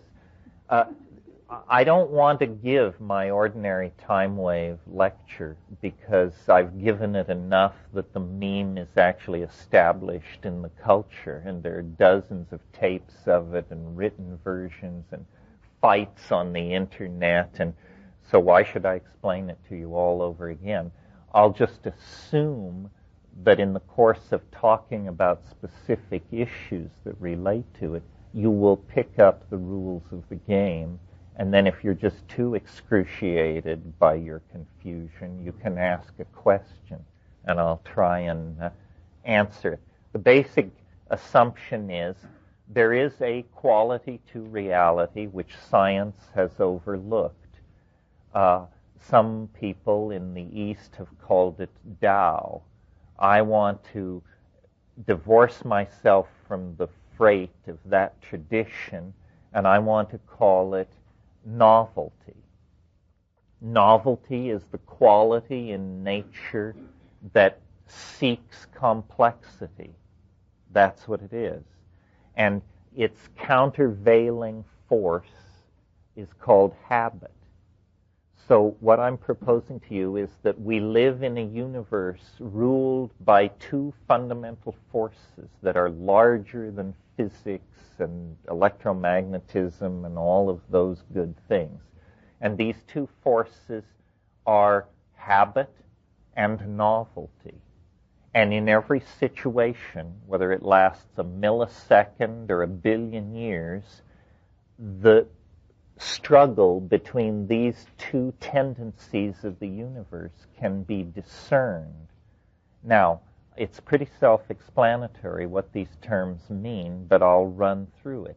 Habit means repetition of previously established pattern, continuation of a equilibrium situation, a tendency for a system to degrade entropically under the aegis of the second law of thermodynamics, a conservative tendency, a preservationist tendency, habit, right? For crying out loud. Okay. The other thing is novelty, the opposite of habit. What is novelty? It's the new, the untried, levels of complexification previously unachieved, unusual connectivity, creativity, surprise, novelty. And these two things are locked in struggle over vast scales of time. Notice I did not say eternally locked in struggle. They are not eternally locked in struggle, because the good news is novelty is winning. Novelty is winning. If you get big enough chunks of time, though there may be vicissitudes, ups and downs, ultimately the situation ends up more novel than it started out. Ilya Prigozhin, who got the Nobel Prize for work in non-equilibrium thermodynamics, called this the principle of order through perturbation, a counterintuitive phenomenon in physical chemistry, because for a very long time, one of the strongest held faiths in physics was that the universe is undergoing thermodynamic degradation. In other words, everything is tending to fall apart. Prigozhin showed that this is not true, that even in physical systems, there can be simple physical systems, there can be spontaneous mutation to higher states of order. So what's really going on in the universe is a struggle between these two tendencies. Biology represents the emergence of a very novel set of chemical strategies for the preservation and maintenance of novelty. The emergence of higher animals and culture and language and technology, these things are also novel strategies building on previous achievements in the novelty department, building toward our dear selves. And one of the interesting things about this kind of thinking is it gives a new importance to the human world. Science will tell you that we're lucky to be here and we're simply the awestruck witnesses to some kind of incomprehensible thing that has nothing to do with us anyway. Novelty theory would say, no, human complexity represents at this point the apex of accomplishment in the domain of novelty, and hence somehow the cutting edge of universal evolution in this moment in space and time has come to rest in ourselves. So, what else do I want to say about this? Well, let's look at this screen for a minute, and I'll sort of explain the rules of the game.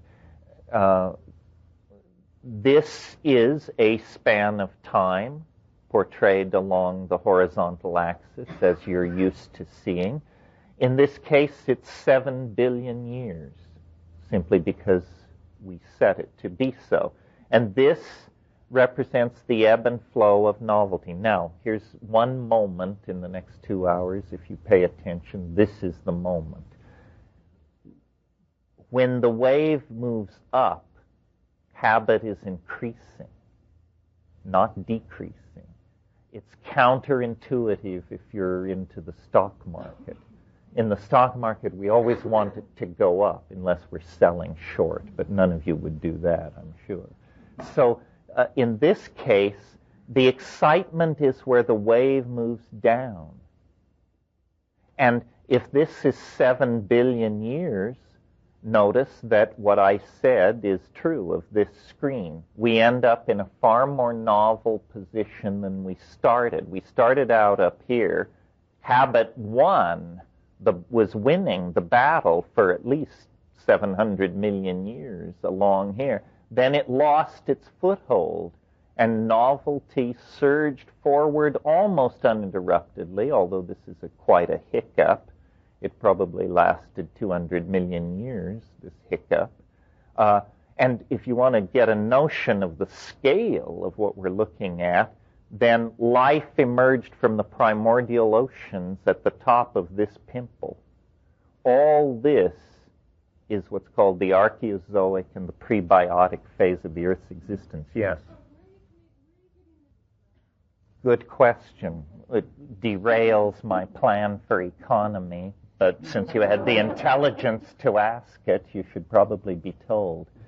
The basic data, and I don't want anyone to laugh. My God, you laugh before I tell you, so that it doesn't hurt so much. The basic data comes out of the I Ching. And, thank you for being so polite. If somebody had told me, this is the most powerful attack on this idea, and it begins like this. So, you want to make a revision in physics based on a Chinese occult divinatory system? Are we getting this correct? Well, in spite of the sneering, let me see if I can make it make a little bit more sense to you. I'm not going to review what the I Ching is in an environment as exotic as this. That would insult our intelligence. The interesting thing about the I Ching, even its skeptics agree, is that it seems to work. Very puzzling. Other forms of sortilege seem much less certain. Here's what I think is happening. First of all, let's look at the Western notion of time as we derive it from Newton. The Western notion of time is that time is what is called pure duration. All time is, in Western physics, is the place where you put process so that it doesn't all happen at once. Time has no quality. It's pure duration. Think of it as a perfectly smooth surface. The only modification to this doctrine in the past 500 years is Einstein came along 100 years ago and said, in the presence of massive gravitational fields, this perfect smoothness is slightly distorted over very large scales.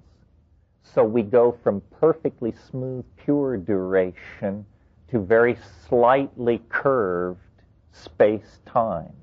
But the main idea, which is contiguous through all of these intellectual evolutions, is the idea that the local fine structure of time can be portrayed as a zero-dimensional space.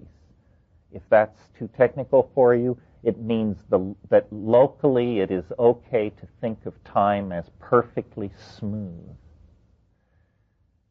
I say it isn't. Why should it be? This has to do with a form, remember we talked about sentimentality and how it can distort thinking. This adherence to the idea that time is perfectly smooth is a sentimental notion left over from our infatuation with perfect geometrical shapes when Greek science kicked off about 2,500 years ago. It took Kepler and Copernicus to demonstrate that the orbits of the planets were not perfect spheres because God loves, or perfect circles, because God loves perfect circles. And one by one, the perfect objects of Greek mathematical and geometric theorizing have been laid aside. The planets do not move in perfect circles. Nothing else has been found to have mathematical perfection, except that this idea of pure duration has been hung on to. And there's a reason for this, and I apologize for the digression, but it's very hard to snip the loose ends on a thing like this. The reason this idea of pure duration has been hung on to is because modern science does its business through a series of hat tricks called probability theory. And probability theory is the idea that you can learn something useful about a phenomenon. Let's say, for instance, you want to know how much voltage is running through a wire. Strange thing about this value that you come up with is this. It is not necessary that it correspond to any one of the 1,000 measurements that you took. It's entirely possible you will get a value that is not congruent with any one of your measurements. But we say with confidence, well, it's the average. It's the average. Lurking behind this notion, average, is the unexamined assumption that time is completely uniform, that it does not matter when the measurement is made. And now, why do we assume that? Is there any reason to assume that? Well, not looking at nature, no, there is no reason to assume that. Looking at science, hell yes, there's a reason to assume that. You can't do science unless you assume that. Because science depends on what is called the experimental method. An experiment is you arrange a funny little unusual situation which is designed to cause some phenomenon normally lost in the noise of being to be thrown into high relief.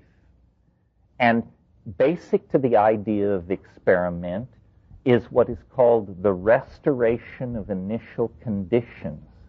In other words, we're going to roll a ball bearing down a ruler and measure its velocity. And we do this. And then we say, restore initial conditions. That means pick up the ball bearing and move it back to the top of the ramp. But now notice that time has passed since the first time the ball bearing rolled down the ramp. If time is not uniform, then you cannot restore initial conditions. If you cannot restore initial conditions, you cannot make sense of probabilistic data. So we have assumed and preserved this sentimental notion of Greek science because it makes it possible to do modern science.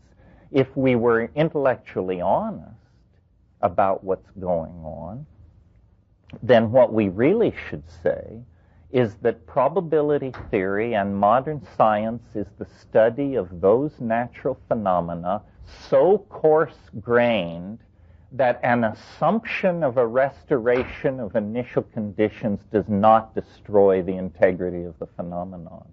In other words, it's a lens that can be focused only to a certain depth. And beyond that, it begins to give false data. Of course, ball bearings always roll down ramps the same way. Of course, two liquids always mix together in the same way. But who cares about these things? What we're interested in are love affairs, dynastic transitions, corporate takeovers, political revolutions, family feuds. And the interesting thing about these things is they never happen the same way twice. Have there ever been two identical births, divorces, love affairs, corporate takeovers? Of course not. We would not even expect such a thing. We understand that the complexity of those phenomena ensures their uniqueness. Well, when it comes to talking about the uniqueness of something, I think it is safe to say that the mind of Terence Mckenna was about as unique as anything this universe has produced so far. And we'll have more of Terence in this workshop about imagination in my next podcast, but first I want to do a little something different. As I mentioned at the beginning of today's program, I'm going to play another little conversation for you, but it is much more recent, just about a month ago to be exact. And the reason I feel compelled to play it for you right now is simply to let you know that whenever you get together with a few friends, maybe have a toke or two, and then get involved in a rather heady discussion, then you are doing the same thing that fellow psychonauts are doing all over the planet these days. What I'm about to play comes from my friend Alan Lundell, who you probably remember from his work on Mondo 2000 and other influential publications back in the day. The occasion on which this recording was made was the recent Luscious Libra live sushi and birthday party, which also included DJs, a fire circle, hot tubbing, and the ever-popular hookah lounge. So, as you can tell, it was just your average California weekend get-together. Now, at one point during this little event, which included a bunch of experienced trippers ranging in age from 28 to 71, and many of whom were uber geeks, I should add, well, when one of them brought up the topic of neutrons, Alan grabbed the famous physicist Nick Herbert from the hookah lounge and brought him into the conversation that was taking place around the fire circle. And that's about where the following audio recording begins. Now, my guess is that about the only difference between this conversation and one that you might have with your friends in a college dorm room tonight is that Nick Herbert is one of the world's top physicists. And the other people in this conversation are also at the top of their professions. My point here is to show you that your ideas are probably as good as the next person's ideas. It really doesn't matter if you've got a dozen degrees or if you have educated yourself by reading, going to lectures, and other ways. Because once you've picked up a few bits and pieces of ideas here in the salon or over on KMO's C-Realm podcast or on one of the Dope Fiends series of programs or any of the many other great podcasts that are out there right now, well, you're as well equipped as anyone to add your 2 cents to what is ultimately just a lot of semi-informed speculation on most of our parts. However, I do have to admit that there are some people, like Nick Herbert, who who happen to be considerably better informed about most things than I am. So now let's sit in on a typical California conversation among a few fellow psychonauts. Maybe we'll see how many of the world's problems can be solved in just a few short minutes. And for sure, we're going to learn that even among the tribe, there are generational gaps and shocks about the ways in which our sacred medicines are sometimes used. Nick, I wanted you to meet a fellow mad scientist from the mountains. You probably know. I don't know. Wow. He's talking to me. He's mumbling some serious physics shit, and I thought, you might see if this could be for real. Let's look at neutrons. About neutrons being exactly equal. Hi. My name Michael. Is Nick. Hey, Nick. Michael, Nick, and Andy. Andy. Yeah. Yeah, So- Al wants me to moderate this discussion. Yeah, I'm just kind of curious what you think of this. Yeah, I am too. This is something you think about all the time, so I think it would be. But I'm a real specialist. My specialty is quantum physics. Excellent. Yeah. And you were saying about neutrons? Well, I was saying that from what I've understood, and I was an undergraduate physics major, not a Enough to be Floyd, dangerous. I actually scattered them myself. My experiment took deuterons and hit them into a carbon target. A deuteron is a neutron and a proton. So, Right. And this carbon, we were trying to graze the target so it would minimally separate the two. And then we were going to study the properties of a deuteron by looking at an almost deuteron. That was our hope. So I was looking at, we couldn't measure the neutrons, they just went through everything, but we did measure the protons. Sure. And I was trying to measure the polarization of them. That was my thesis. And Fantastic. you're the first person I've talked to about this in 50 years.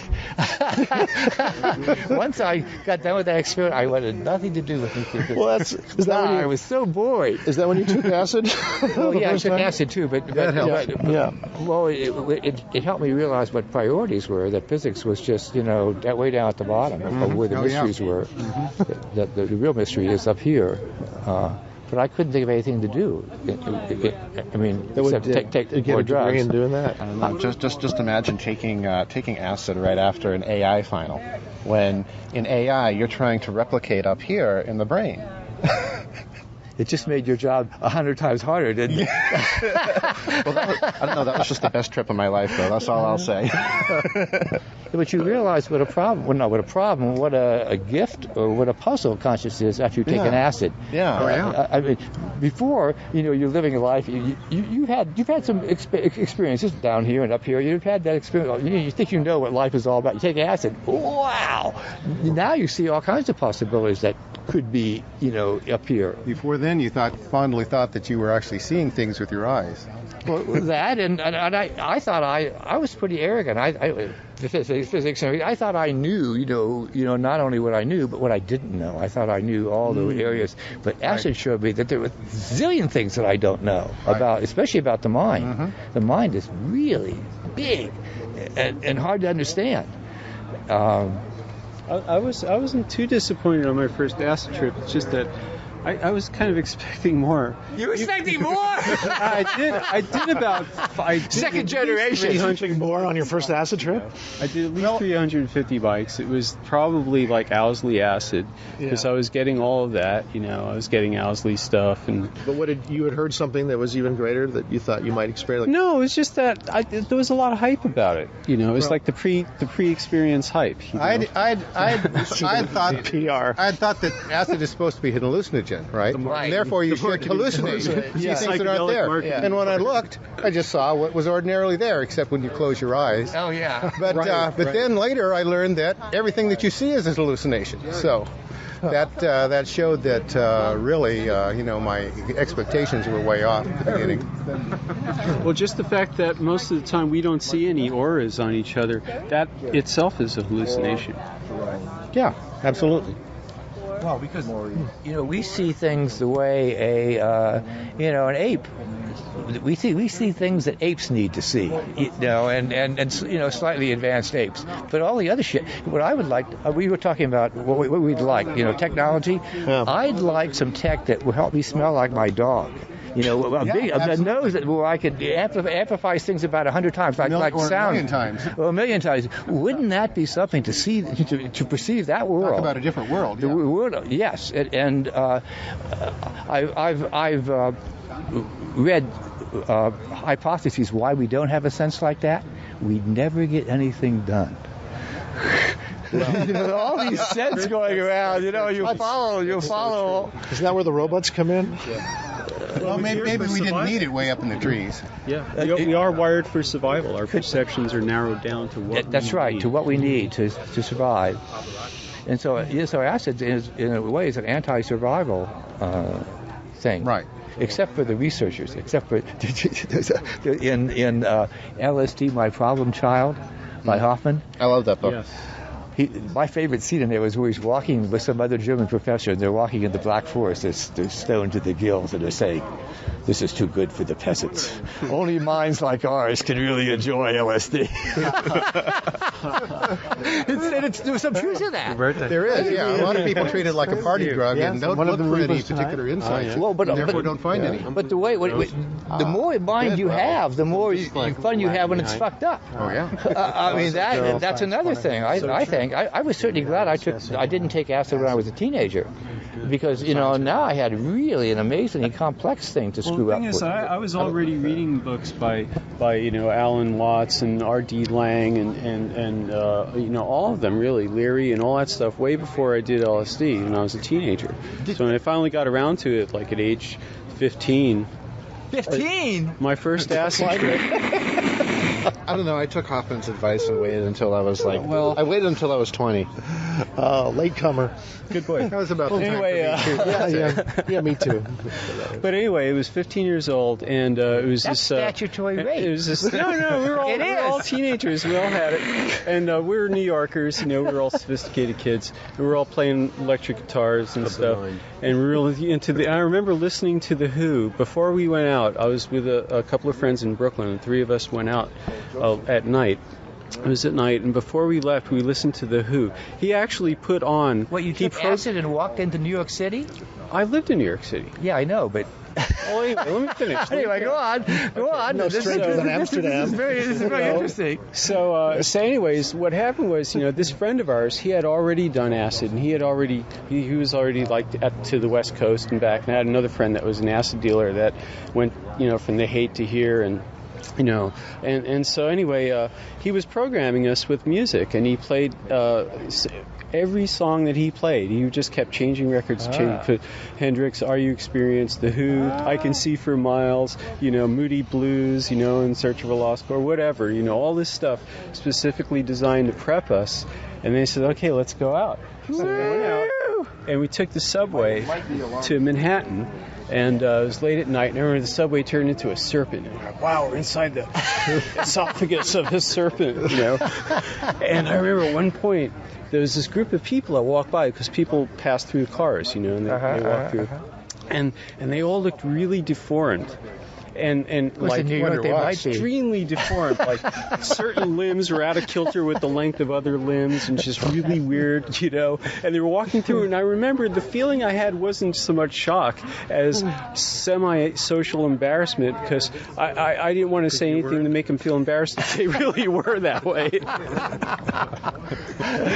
It was really funny. That's good thinking. And for the whole train ride, one guitar solo was going through my brain on a loop, and it was John Cipollina's solo for a song called Joseph's Many-Colored Coat on the album Shady Grove. And if you ever get a chance to listen to that solo, think of me, man. That was a nice moment. But anyway, so we went to Central Park, and we spent a lot of the acid during trip. The day? No, at night. At night. Probably about 10 p.m. or something. Nobody was in the park. It was really dark. Nobody but the muggers, But you were, how many? They were afraid of you. Well, how many were a little too weird. How many were there of you? 3? Yeah. 3. And it was great, because I remember we'd walk up these little hills, and it almost felt like night vision. Maybe the moon was full. And as we're walking up the hill, the feeling of like pressure under my feet from gravity as I'm walking up the hill made my body feel smaller and smaller and smaller. And so I felt like I was shrinking. Then I got to the top of the hill, and gravity was releasing, and I felt like I was growing. Wow. I do remember that, And did you check to see if you were deformed or any body parts? It was not that easy. If you looked in the mirror, you might have seen. Oh, well, no. This is what shocked me most of all. I'd look in the mirror and I looked normal. The mind is amazing, isn't it? But maybe they could see you in the park, the muggers and all. They were like, "Ooh."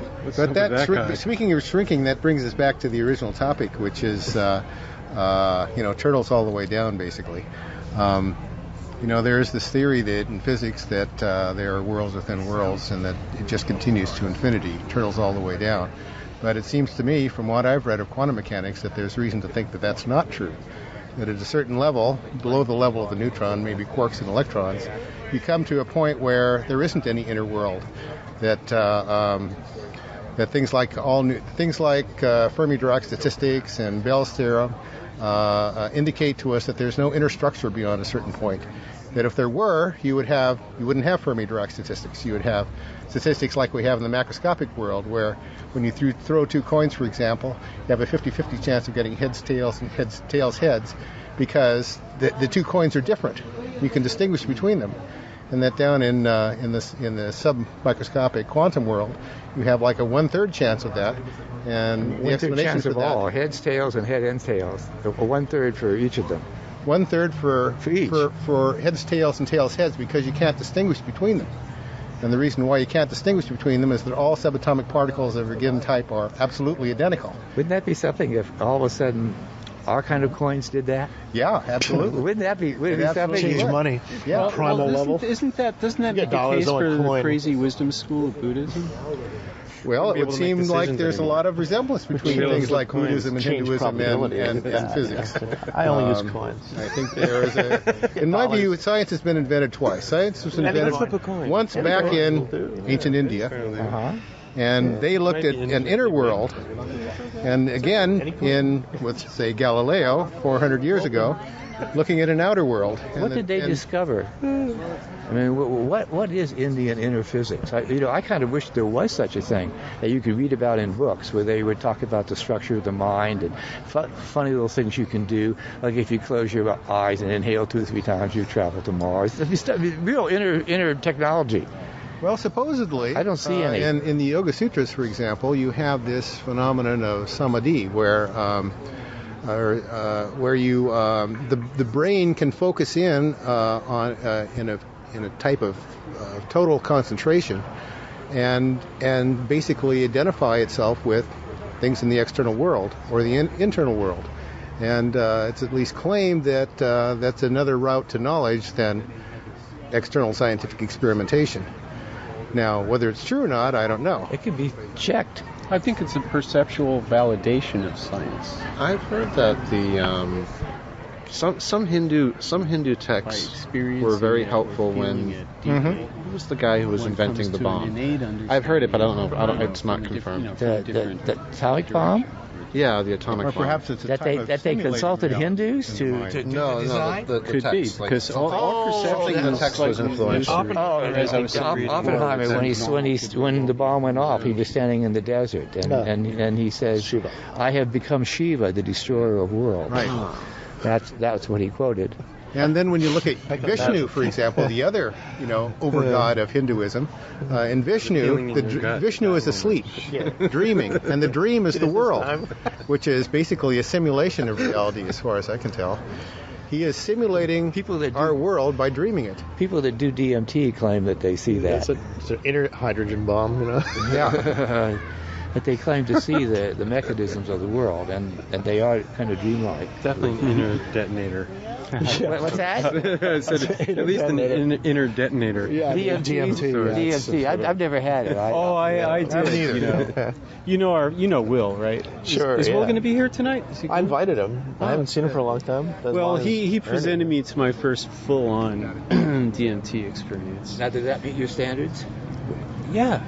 That's what I've heard. I heard that he put me in a room, and the room had posters of Tron and all these things. It's kind of high tech, and there was something about the things in the images that kind of affected my hallucination. Yeah. So I felt like it was a real comfortable leather chair, and he gave me a pipe load of it. A pipe? A whole bowl. Yeah, you smoke it. And I felt like I was an astronaut. I was in there, I was feeling this G-force, and I'm looking, and all of a sudden I closed my eyes for a minute, and I saw, hallucinating, I was going through this long tunnel, and it was like a Fellini movie. There were these little alcoves on either side with these strange people in their faces, but as soon as I tried to look, it was going so fast, and it was really weird. Wow! And the thing is, I started seeing that with my eyes closed, but then I opened my eyes and I kept seeing it. Oh my! Yeah, that's an interesting thing. That happens. There's no reason why not.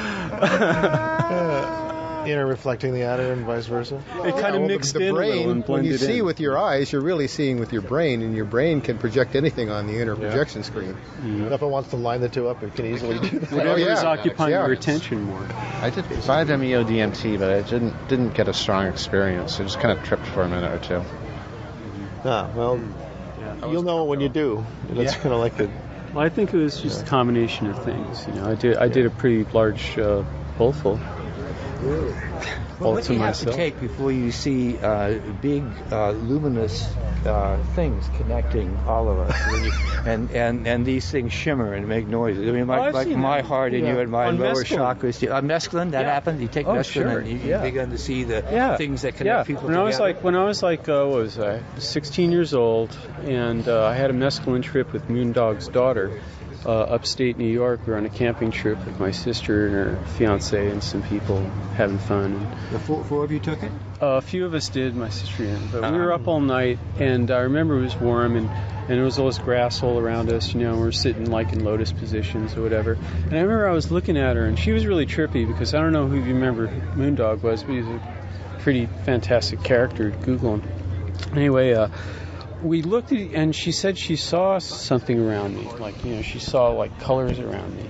And when she said that, I looked at her, and her saying that, all of a sudden it opened it up, and I saw it all around her too. Were you connected with colors too? Yeah. It was kind of like ripples, coming out of each of us. That's pretty good. I mean, my experience was more of a reboot.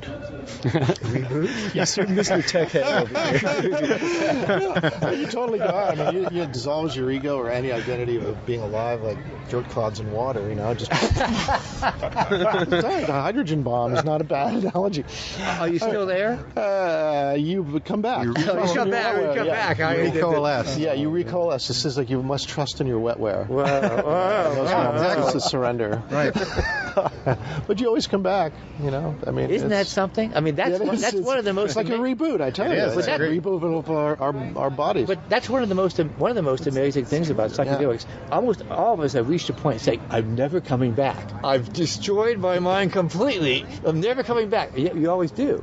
Most of us. Yeah. And it is so At least amazing. you think you do. Well, that's what's significant. It all depends on how wise you are. You do. It all depends on how wise you are. If You you think do you come extremely back high and really dosage in the go wrong back. set and setting. But if you're lucky, you remember some of those. So anyway, you actually came back from the reboot. Yeah, it took a while. I mean, it took like at least 5 minutes.